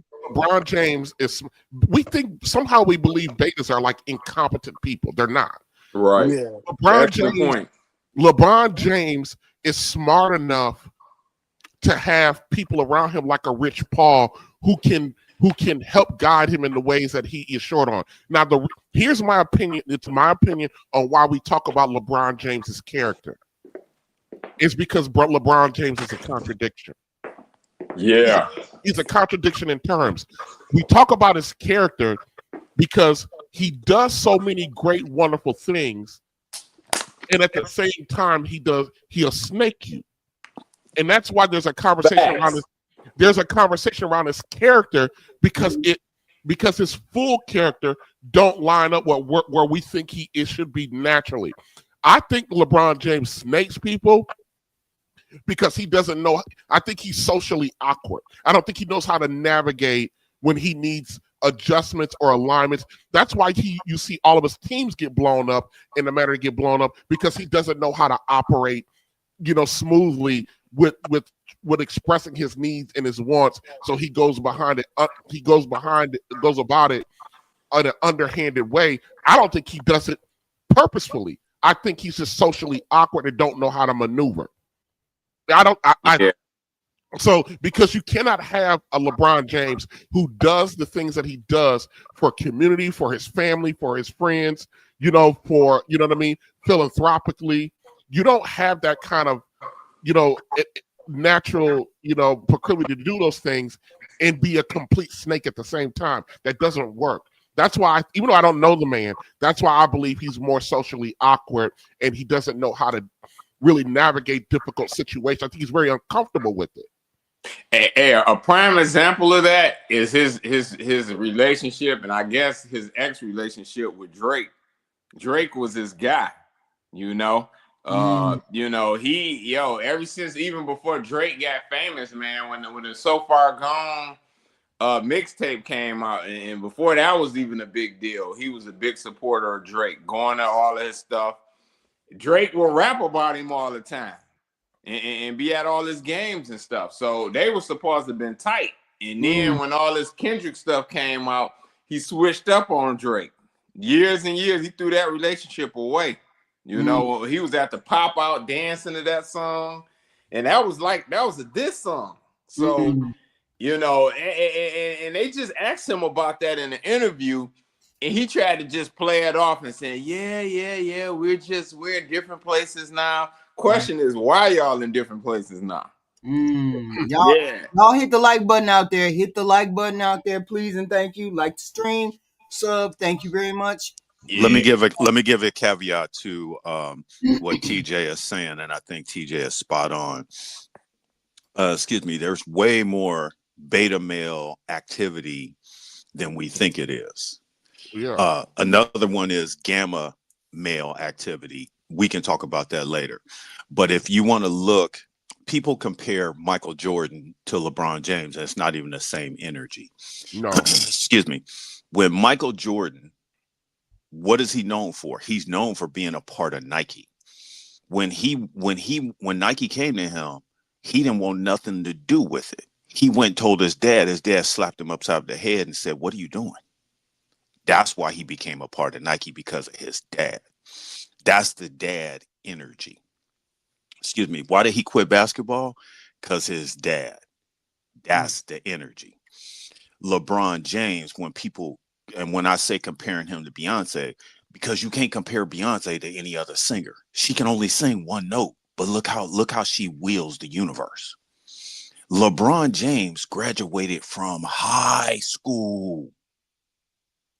You don't think he gonna be socially awkward in high-powered situations and team development? Because he came into the game when he was a baby. He don't live on a regular planet. They had to create his own universe. He came out of high school built like a man. He ain't lived a regular life, period. By the way, his teammate was banging his mom. I'm done. Whoa, pause. When I bring up these things, I know things. I'm in. Yeah. I heard that too. He's had the world at his feet since high school. So he's gonna be awkward. He's never had to develop any grit and determination socially, for sure. I was going to make notes on this, but I'm sorry. I'm just going off the cuff because I have seen this stuff so much in my life. I've had the people throw stuff like that at me, but you know what? I've never had somebody doing better than me call me into this stuff. And it's one of the few things that you can rest assured that if you want to be better than the 90% of people, you're going to have people throw shit at you. They're going to do it. They're going to do it, especially the men that you are beating. Now, let's flip it up. The women that say it, they don't understand why. Why they're saying it? Because you make it harder for them to actually keep your attention. Oh, did I say that out loud? See, I've never had a woman call me arrogant, or I'm going to take that back. Take it back. Let me not be hyperbolic. Arrogant is a compliment for most women. Arrogant is a compliment for most women because it's like, damn, you got balls. You have courage. You actually have the courage of your convictions. You have enough to stand on it and say it directly to their face and not flinch. So embrace it. Embrace the arrogance. What's the difference between cocky and confident?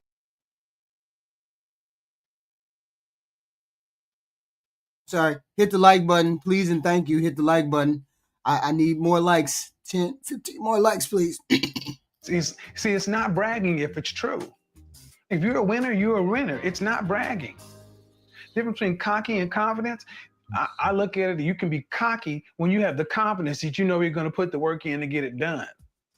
There's one thing to sit around and talk about something and you don't have the work, the hashtag show your work, you don't have the receipts, you don't have the numbers, you don't have the facts, you don't have the data, you just have the belief in yourself. Well, I'm still a proponent for that because here's the thing. Only you know whether or not you're going to do the work. But if you can say you're going to do great things, you're going to be great because you know that you're going to do the work, then do it. Say it. Say it and make it and put the pressure on yourself. Put the pressure on yourself to hold yourself accountable. So when you do make the result, when you accomplish what it is you say you're going to accomplish, nobody can say anything other than he may be arrogant, he may be cocky, he may be this. Yeah, but he also got it done. He delivered. Okay. Don't have to like him, but there's the result. Right. So that's why I love this whole business of image. It's about outcomes. It ain't bragging if it's true. So like I say, embrace the arrogance. You might as well go ahead and get to learn to like it, learn to love it, because you do no one any favors by saying, you know what, I'm gonna dim my light. I'm not gonna wear my suit on Saturday. I'm not gonna do this. I'm not gonna dress better. I'm not gonna do this. I'm not gonna do that. Matter of fact, I'll just sit around here and be like everybody else. Then they'll like me more. No, they won't. They won't like you anymore. And you won't like yourself anymore either because you know good and doggone well you're cheating yourself. I don't want you to cheat yourself to make somebody else feel comfortable. I want you to make your competition sweat. I want you to make it hard on your competition. I want you to make it hard on the women who want to be in your life. Because if you're going to win, you're going to get out there and do what it takes to succeed. But I want you to get all the results. What do you think? client people out here that are millionaires and billionaires, people who are rich and wealthy, what do you think they do? They still eat. Well, you know what? I'm eat spam. I'm eat peanut butter and jelly because I don't want to, man, forget that mess. Many people don't know how rich and wealthy people actually live, but I tell you what, they don't live worrying about what people who have less than them think about them. They really don't. They may say it in public, but they don't. Tywin Lannister, the lion doesn't concern himself with the opinions of the sheep. What do you want to be? If you want to be a lion, guess what? You're gonna have to eat some sheep. You're gonna have to eat a whole bunch of stuff, and none of your prey likes to be eaten. What are you gonna do? Become a vegetarian? Go eat some grass? Go be nice to it, talk to it, man, be a lion. Do what you have to do. Embrace the arrogance. It's one of your superpowers. Peace. Hey guys. Tywin Lannister has been listening to me. I always say sharks don't concern themselves with the minnows or with the opinions or the business of minnows. But however, there is a difference between cockiness and confidence. Right. Cockiness is an inner assurance of one's own ability. Cockiness is an outward need to prove superiority. So I'm all right. I'm into cars, right? What would you suggest as a higher performance? Can you hear me? You broken up. Say it again. Here. What would you suggest as a higher performance, more expensive car, a Ferrari or a Porsche? Porsche's at the top end. Not you. You know. Yeah, you know the answer. Damn, my bad. Yeah. Lex just had to fuck it up. All right.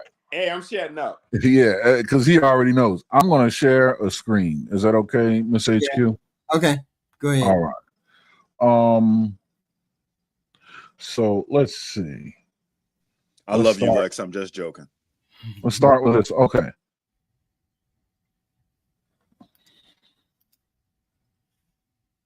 Okay, hold on. Here we go. There we go.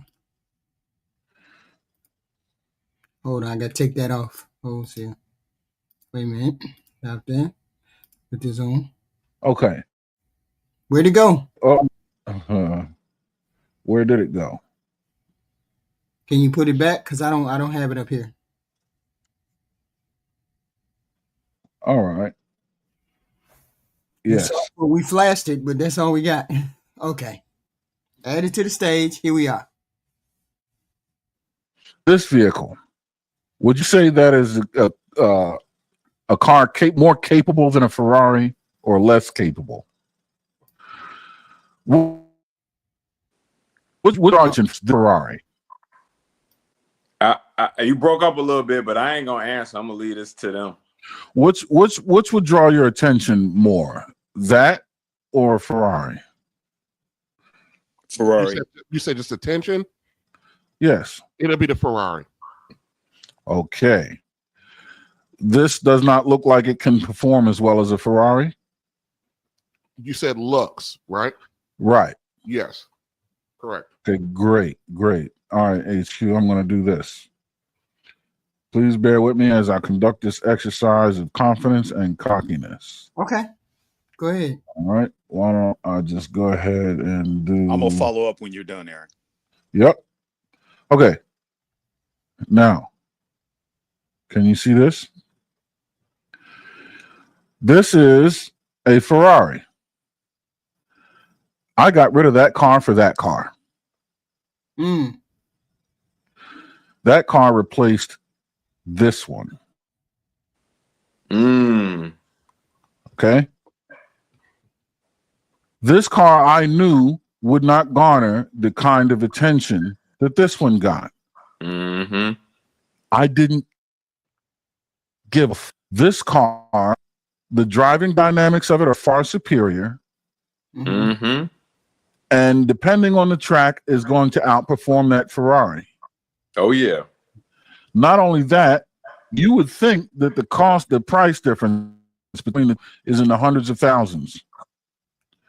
They cost the same. It was an even exchange. You see, this one got so much attention. This is the car I really wanted. This is confidence. This is cockiness. This one says, I make a lot of money and I like cars. This one says, I'm a car guy. When I purchase a car, it's a calculated decision. I work hard to achieve this thing and I enjoy it. This is what I was saying about going places where people aren't around to actually drive. This is a car to be seen in. This is a car to be driven. Why would you spend $250,000 to $500,000 on a car if not to enjoy driving the goddamn thing? Yeah. Forget about cockiness. Forget about image. That's not what it's about. And I've never shown these images as long as I've been on this YouTube. I'm only doing it now as an exercise. Some people they don't really know. I'm not showing off here. I'm trying to make a point. Right. This is more of the Kevin Samuels way of thinking. This is more of the realist way. And those who know. That's why I had to stop Triple X, and that's why TJ was alluding to when he said looks. Because I know TJ's car history. He knows. Those who know, and those who know would see this car and jump all over it. They'd see this car and go, "This fucking clown." This is a lifestyle car. People that drive this, they don't even drive it. They go pull up in front of restaurants and put it in garages. They park it across the parking lot sideways so you can't get next to it. This car is never parked. It's always in motion. It's always driven at 4 a.m. on back roads. That's the difference between cockiness and confidence. That's amazing. I heard something totally different than a bunch of these car heads, but I know Lex is climbing up the wall. Go ahead and jump in, Lex. I know you just got to let the air out. Let the air out. Well, no, I would just say I agree 100% with the gentleman here. Was that the GT3 or GT2? That was a GT3 RS. Okay, RS. Yeah, I no longer have that one. I have a GT3 now, the next generation, but yeah, that was a GT3 RS. Nice. Yeah, that's as good as it gets. Like I agree with that breakdown 100%. You know, as a Porsche owner myself, you know, hey, I agree 100%, you know, for sure. This is an amazing conversation because I heard something totally different than what Aaron said. And then I'm gonna get on my comment about cockiness and confidence. I heard I had two wives. Is that what I heard? That's what I heard. Did y'all hear that? No. Yeah, that's hilarious. Here, I'm gonna share one more thing. Speaking of wives, HQ, if you can share this. Okay. Oh, Lord have mercy. Okay. These are my two wives. Damn. Ooh, that color This so is the newest generation of the red car, but that's my wife and my wife. Nice. But yeah, I got rid of the red one for this one. So nice. Yeah, that's for Lex. He knows what he's looking at, I'm sure. Yeah. That's the GT3. I got rid of the RS for this one. I got you. Yeah, that's the newest generation. That's the new exactly. That's the new one. Yeah. All right, so let me jump in on confidence and cockiness. Excuse me. This is where I believe when I explain it. Excuse me. Confidence means you've done it 1,000 times, and when put to reality, you can do it. Cockiness means you didn't do your homework and you're going to fake your way through it. That's the difference in me. I meet a lot of bad guys. I meet a lot of bad bitches that exude a lot of confidence. I mean, a lot of cockiness. And they're very transparent to me. As a Sigma male, we don't even get bothered by that. We just kind of get it. We keep them as danger, but not fear. With that said, I'm in. Goodness. Yeah, that's nice. That's nice, Aaron. Hold on, let me put something on the screen. This is his what is it called? Aaron, are you familiar with Barrett Jackson? Yes, yeah, Barrett Jackson Arnold. Yep, absolutely. I'm sorry. I got to do one more thing. Lex, you know who Barrett Jackson is? Meekum Barrett Jackson. I've been watching him forever, for sure. I got stories. I'm not as connected as you guys, but I'm as connected as you guys. I hear you. I got one thing. Tide Pro in the chat. I'm Mhm. sorry. I have to do this. He says, "Can you fit in them?" I'm only doing this because he asked such a question. My friend. No, Aaron, What? we love it. We love it, brother. We love it. Wait, what? Can you share that, HQ? Shit, I'm trying to. Well, I'm sorry. All right, what the hell? It's not letting me do something. Is it froze? Something's froze. What's going on? I got it. I'm clicking on and off, but it's not letting me. Can you guys can hear me, right? Yes. Yeah, Oh, we can okay. hear you. It's not letting me put it up there. Let me try it How again. about? If not, don't worry about it. I'm just messing with Tide Pro. He was in the chat. I There's no see it inside the car. Yeah, I can't. It won't let me click it on. Go It up. won't click on Can you from the leg rate and like I'm not reaching the pedals? it. I mean, you can fit in it. I mean, you're in it. The door is just open. That's all. But look how much leg room. Oh yeah. But see, the car looks so small, but it's like, yeah, you got headroom, everything. Oh yeah. Yeah. That's a decent Lots size of room. car. Yeah. Yeah. Yep. So that's all. And I was just how I look at Aaron's conversation is I look at him sharing and being vulnerable and transparent with us. And I think that's another sign of the group. TJ shared some very transparent things the other day about how he thinks about work, how he thinks about his daughter, how he carries himself, and what his thought process is. I think those are pieces of gold that we need in a group without the judgment and without the broken, toxic behavior that we generally have in these groups. So with that, I really appreciate the brothers doing what they do. With that said, I'm in. Appreciate you, man. Okay. This is Kevin. Kevin up. What is it called? Kevin refined on the high value man. Not that long, y'all. Verify the yearly earnings that makes a man high value. It's $120,000, so it's roughly $10,000 a month.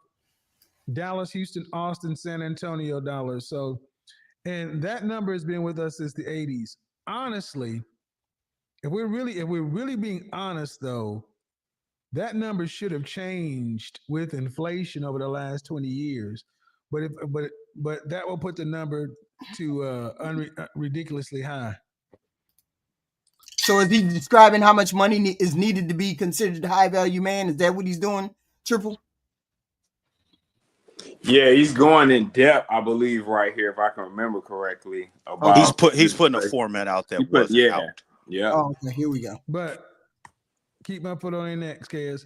Let me go ahead and open this up. Okay, so well, the money is one thing, right? But see, here's the thing. What makes a man high value is his network and his approval from other men. Because here's the thing. Making money is a social activity. One thing that, as a man, let me talk about jealousy and envy. In your Esquire phase, you're all starting out. Pause it for a second, HQ. You have your friends you had from high school. You had your...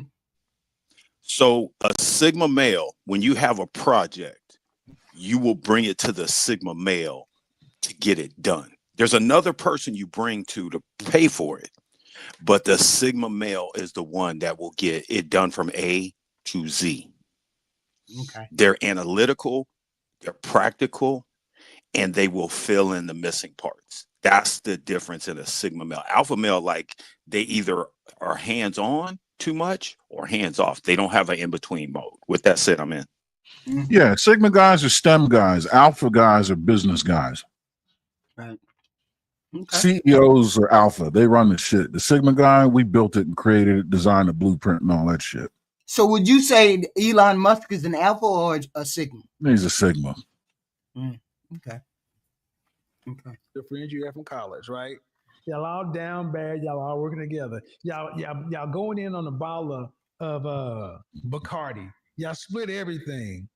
Y'all getting Domino's pizza specials, you know, and the funny thing is the camaraderie when you're poor with somebody is amazing. But then something happens. There starts to be separation. And one guy starts off and he starts doing better than the other guy. So around 30, and this happened to me, you start to become successful, more successful than your friends. And then the jealousy comes in. They start pocket watching what you purchase, looking at stuff, start making comments, it's Cain and Abel. And when you see that start to happen, gentlemen, cut bait. Don't wait to get caned. Cut bait. I'm telling you, it's lonely. A high value man, it is lonely because you got to be careful. Women aren't like that with money and success as much as men are. Men, so when you're poor down here, but when you start increasing your money, power, status, and influence, there's a chapter in 48 Laws of Power talking about be careful, beware your friends and use the enemies. And talked about people who tried to bring their friends along and their friends ended up being the one that stabbed them in the back. You're going to have to make new friends to match your new position. And this is the thing the black men have a real problem with: success guilt. You want to move out of the hood. If you want to open something, do some philanthropic work, but don't you like Nipsey Hussle trying to stay around. You move. And you keep on moving because jealousy and envy attach with success for men. And the more you get power, money, influence, and status, the more you're going to get jealousy, envy, hate, and it can be deadly. This is why, as you have your network protects you. This is why you avoid beefs and conflicts and all that kind of stuff, because you already have enough stuff to worry about from people who don't believe you should have what you have. They don't think you're worth it. They don't think you deserve it. They try to remind you who you used to be and all these other things. Jesus Christ had to leave Nazareth because they would not accept him. That was just David's son. You're not better than him. I've talked to people on YouTube. I'm like, as success grows up, your network needs to change as well.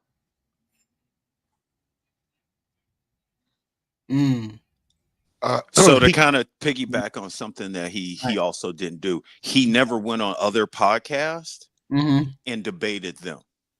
He did an interview, I think, with Vlad TV, but he didn't go on other places and battle them and try to prove his point and blah, blah, blah.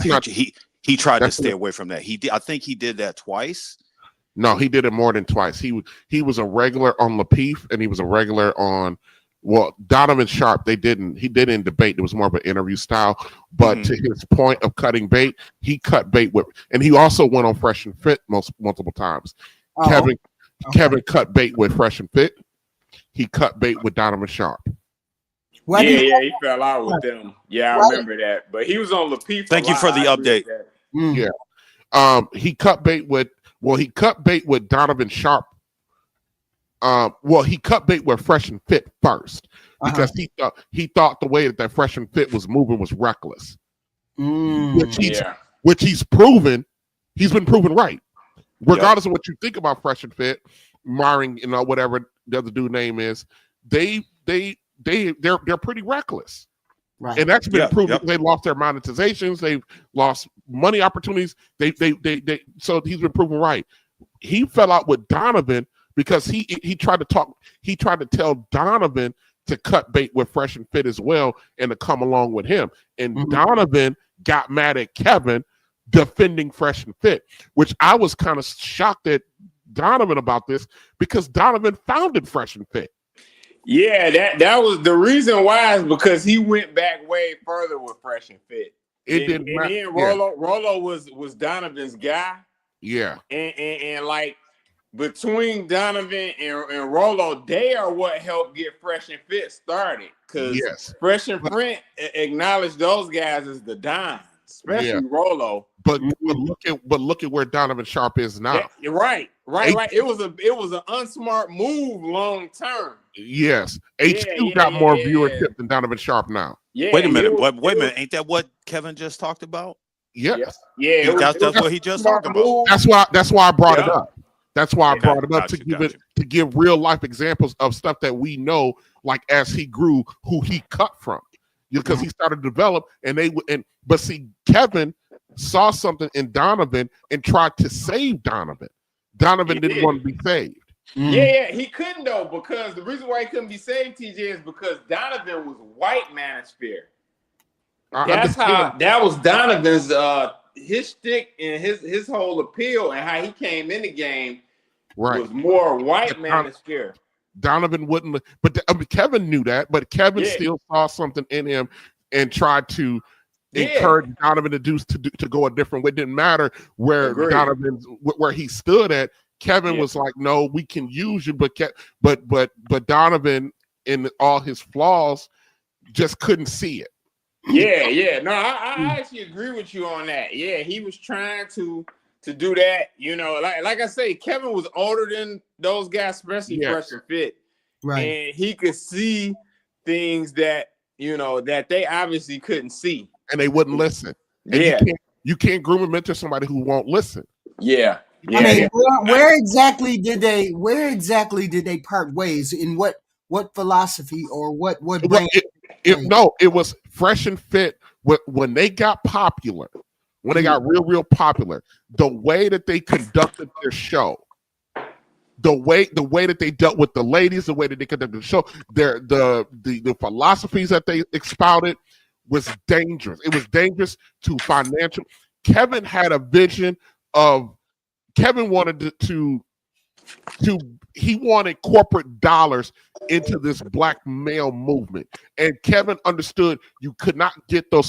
You can be harsh and critical with the ladies, but you couldn't be abusive. Right. And you couldn't take advantage of them. Fresh and Fit would bring on 19 to 21-year-old women who were ex-workers and get over there and basically, gang wipe the floor with him. Wipe the floor with him. And Kevin would be like, "No, you can't be doing this. This is gonna come back to bite us in the butt." And then some of their behind the scenes off YouTube antics started coming out. You know what I mean? About what they were doing with the women once the camera stopped rolling. A lot of that started coming out, and Kevin was like, "Hell no. I am not about to be a part of this. I'm not going down with you guys. Kevin tried to talk to Fresh and Fit about it. He tried to talk to them about how they're moving. He tried to. The problem is this, TJ. Rollo Tomasi, who was like their guy. Fit's guy. But he had conflicting interests to Kevin Samuels. But here's the thing, I understand Rollo Tomasi's part. I'm talking about the responsibility of Fresh and Fit and Donovan to listen to another. They failed to listen to a smarter, better black man, and they sided with that white boy. And look at where they at. So Rollo Tomasi doesn't even have Rollo Tomasi doesn't even screw with them no more. I know. At that time, Rollo was their guy, and if they would have had to go against Rollo to have went that way. This is where being short-sighted. Yeah. And why do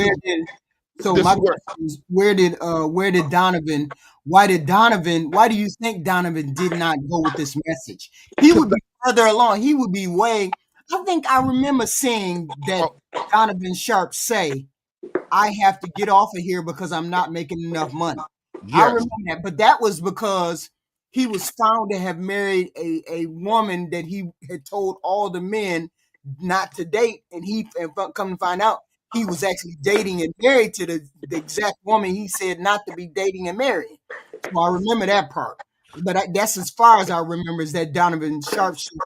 So why didn't he listen to Kevin? Why do you think he didn't go over there and listen to Kevin? This is where I'm going to pin this back to the arrogance and confidence thing that Kevin was talking about, because those guys were arrogant.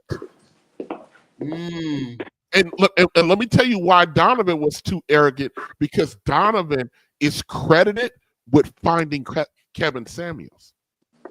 Donovan has been credited with finding Kevin Samuels, and Donovan has been credited with finding O'Shea Duke Jackson. So if you found O'Shea, you found it Kevin, you found Fresh and Fit, why in the hell would you listen to somebody else? Why would you listen to one of them and he found you? Donovan started thinking of himself. Oh, and he's the one that helped Pearl Davis get big. So why would you listen to somebody and you think you're the kingmaker? I made you king. Why would I listen to you? Yeah. TJ, hold on a second. I want to say I stand corrected. Thank you very much for bringing that up. And I love you dropping your golden nuggets. That sounded wrong. Pause. Hold on a second. Pause. Yeah. But that's where I think a lot of that come from. And Kevin is right about you got to cut bait. I got me and my buddy that we grew up together. We met. We were like in like 8th grade or something like that. We still get, but there were 6 of us that were cool. Me and him are the only one that all these years later, me and him are the only 2 that's still together. They all had to go because he started when we got to right out of college, out of undergrad, his star ascended very rapidly, and the other guys around started taking little pop shots. And back then, before I knew any of this stuff, I started telling him, I was like, "Coop, man, you gotta cut dude loose." I said, that's jealousy. And my guy couldn't understand. I said, sometimes some people are around for a season. I said, it's a moving season. Yeah. Some people got, now my buddy is what I call almost a quintessential alpha male. And I remember about 10 years ago, he wanted me to come work for him, because he's a big wig, up where I'm from. And I said to him, I said, listen, I'm gonna tell exactly what I said. Listen, nigga, let me tell you something. I said you you have an alpha dominant personality. I come work for you, I'm gonna fuck you up in your office. And I said, I value our friendship way more than a title or a few extra dollars. I said, I'll continue to struggle on this path. It's just ain't my time yet to reap those financial rewards and stuff like that. And trust me, it took a lot. You're talking about at the time, I was only making about 30 grand a year with no end in sight. Right. You know what I mean? Right. And during that time, we're talking about 2004, 2005, around that time. Right. He's making about, and we're in our late 20s, early 30s at that point. He's making right around that time about $210,000. In today's money, that's almost $500,000 now. Right. That's what he was making back then, and I'm only at like $32,000. I got the same education, same experience level. We're just on 2 different paths. You know what I mean? But he was willing to bring me in. But I understood because I knew my friend that I couldn't work for him. Right. Because I knew how I was. I knew at the time how I was constructed. I could not deal with his level of management style. It wouldn't work. And we grew up together, and you try to manage me like that, we'll be in there tussling. We'll be in there tussling. Hey, excellent point. Hey, let me jump in for a quick second. I was going to say this too. Another problem is Fresh and Fit, and especially Fresh and Fit's frontman, Myron Gaines, his whole philosophy based off of Rollo Tomasi's Irrational Male. Yeah. So for them to did the 180 on Rollo and just went in all on Kevin right then, that would have been like a really bold move. You Yeah, know, like at that almost time. a betrayal. Which Yeah. hindsight is hindsight, Right. which is what they should have did. Yeah, Yeah, yeah, but yeah. I'm not they saying were that they should have relatively done it. they Huh? they were relatively successful though. Even after they rejected Kevin, they were relatively successful. But long term though, Yeah. if you really dug what Kevin was trying to do with things long term, like bring in the corporate dollars, like what they were doing at the time was unique to the space, interacting with the women and stuff. They took it too far because they got to bringing in hardcore women of the night, and then they wanted young ones and they wanted to rough them up. Right. So yeah. And let's not forget. Oh, you guys don't see. I kind of COVID lets you kind of lock in a couple stuff. About 6 to 8 months prior to his death, Kevin, and I might got the people wrong, but I believe it was Kevin, MTR, Dennis Sperling, and lead attorney. They met with a corporate investor who was looking to invest in building out a new Black media with I remember that. I remember that. They met. Right. It got to the point where this particular guy, he had a building, and they were talking about outfitting this building to bring a lot of these content creators up under the same media umbrella with Kevin running it. That's what it was. Yeah, I remember that. Yep. So he dropped some nuggets. They had a big meetup. Yep. Yeah, it was photos and everything. Yep. And guess who else was a part of this? Which a lot of people, he only mentioned it one time. Sister Shahrazad Ali. She was a part of it because Kevin credited her for his understanding of where he needed to be as a man. He credited her for that. So they were, and she talked about it in an interview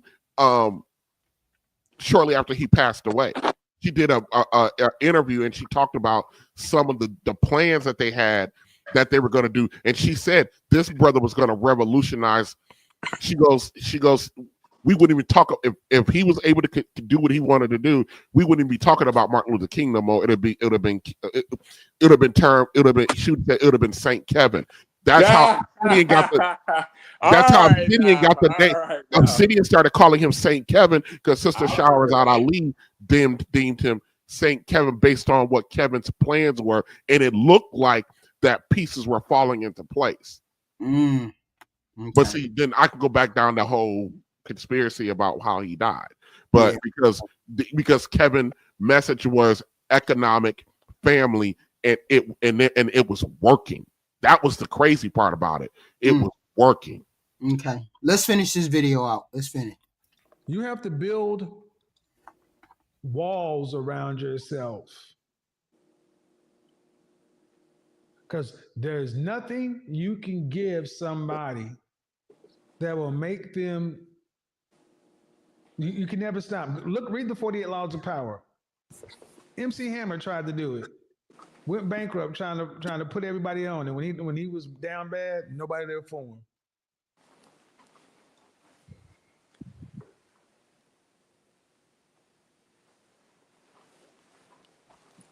Okay, that was a video of him.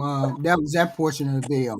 That was him more refined than what he started out. We can tell the difference between what he was and what he wasn't. Y'all give me your final thoughts on these videos, how he developed from where he came from to current. I wish he would have been better. He would have lived a little bit longer, and but give me your final thoughts, somebody. Oh yeah, great panel. I actually got to get ready to roll too. So peace to you, HQ, and everybody. And this is a good breakdown of Kevin's growth. Thank you, Triple. All right.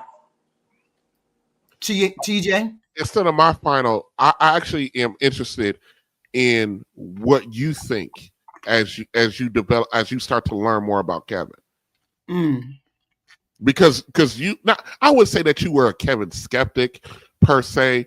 I just think you didn't have the full story on Kevin. Right. And as you were learning throughout this process, I'd be more interested in what you're learning from before you started till now, and as you progress through his content and his messages. I mean, I haven't done a deep dive into what I actually think and what he brings to the table. But I mean, he has a formula that works for. I mean, you can implement what he's talking about. Let's put it that way. The whole point is, did he get his message across to the women? How did he get his message across to the women? Were the women receptive? Was it a matter of him, the way he delivered it, as opposed to what he said? I mean, I know what he's going to deliver because I've seen the outline. This is the outline, not the full outline, but this is primarily the outline that I am going through. I haven't went through the videos in which he actually spoke to too many women, but I've looked at the ones before, some at the end, but I haven't really dug deep into it. So right now I can see him developing his ideas so they're palatable. But my question is, or I'm about to find out, was it palatable enough for the women? Because why did people rebel against his message? So I'm at that point. Okay. That was a rhetorical question, right? Mm-hmm. Mm-hmm. Okay. You know me, I'm going to talk anyway. Yeah. I just wonder if that, yeah, my theory about why the ladies rebelled is because you're asking people to accept something.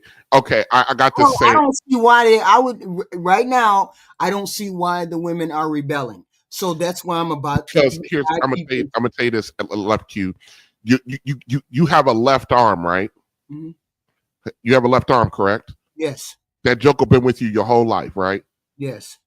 Tomorrow morning, somebody wake up and tell you that your left arm is not your left arm. What are you gonna do?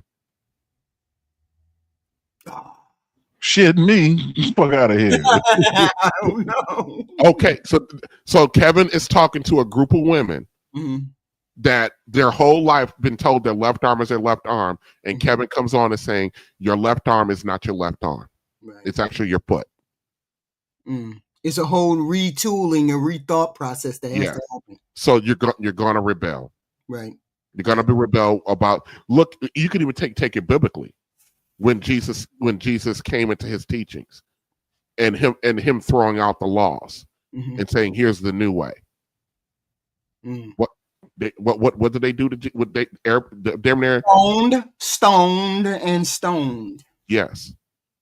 Look at Jesus going around doing stuff on the Sabbath, and people wanted to murk him, want to delete him then, right? Because Jesus was working on the Sabbath. How dare you do this on the Sabbath? Okay. This is where I'm at. This is where I'm at to find out what was so abhorrent about the message that it had this kind of knee-jerk rebellion to it. Thank you, TJ. Sorry. Zeus. Are you there? Okay. Hello? Aaron, you go. I don't think he's on it. You go ahead, Aaron.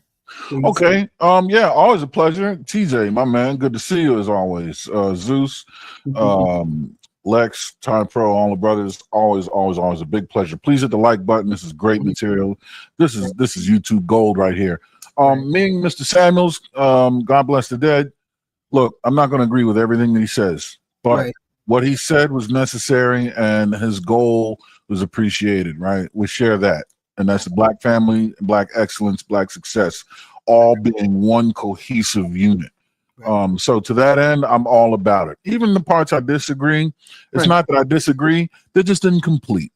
There's other things that you can add to that pie recipe that'll make it complete. But he definitely was, baking in the kitchen for sure. So on that note, word of the day, retooling. I love it. Great engineering word, retooling. So I love you all. Take care. I'm out. Thank you, Aaron. And HQ, I really appreciate what you're doing with this. I'm actually finding time because I'm so busy. I'm finding time to participate in this because I think it's real. I think it's just nice to see a woman who has some of the thoughts that you have, taking a very analytical approach to what was it about Kevin? What was it about him and his message? Right. That, you know what I mean? That resonated and why so many ladies rejected it. I really appreciate it. I think this is so valuable. I need to know. I mean, because I need to know why this figure was loved and repelled. See, and I'm curious like that. I have, and the same thing with this, with the Charlie Kirk, and I don't mean to mention that name, but I'm always curious as to why so many people loved and then so many people hated. I'm always curious about those individuals, but we're going to keep listening because I'm going to find different content, different ways to see where his thought processes were going and why it was such a controversial thing. So I'm getting it. I'm learning it. All right, HQ. Thank you, TJ. Thank you. Zeus, can we hear you? Zeus? You all make sure you hit the like button. Please hit the like button. We have this content. We have this breakdown of the Kevin Samuels videos from the beginning to his transition to the final product that we have. And we want to find out where the acceptance and where the rejection, why, what was the message, what needed to be, expressed or was not expressed. This is where we're at right now. So we're looking at Kevin Samuels videos. We invite you to be here for the breakdown, the men specifically, to see what they took from these messages, what we as women can understand. And maybe you rejected his message earlier. And maybe you're coming back around and you're hearing something else. Okay. Maybe we're hearing something else the second or third time that you're hearing Kevin Samuels. Maybe it's making sense now that it's not right in your face. Okay. Zeus must be asleep, or he's out, or he's talking and it's not working. But thank you very much, Zeus, for showing up. I can't hear you at all, sir. And I thank you all for showing up. Please show up. Please be here. There's more content to hear. Late night. We do the late night talk. The banner is up for the late night free speech, MAGA free speech. You guys hit the like button, subscribe button, share button, please, and thank you for the Kevin Samuels breakdowns that we have like every other day. We have a breakdown or something at 6:00. Please subscribe to get more content like that. I appreciate you guys being here, and I'm out. I'm out. Oh, shoot. You know what? I forgot one thing. Let me come back. Close it out. Hold on, because I hate to do this. But I always forget. Hold on. Stephen James, thank you for the $2 super sticker. HQ, you said my favorite phrase. Shout out to the chat. Thank you, Stephen James, for the super sticker. Thank you. I always forget. Thank you. Definitely. Thank you, guys.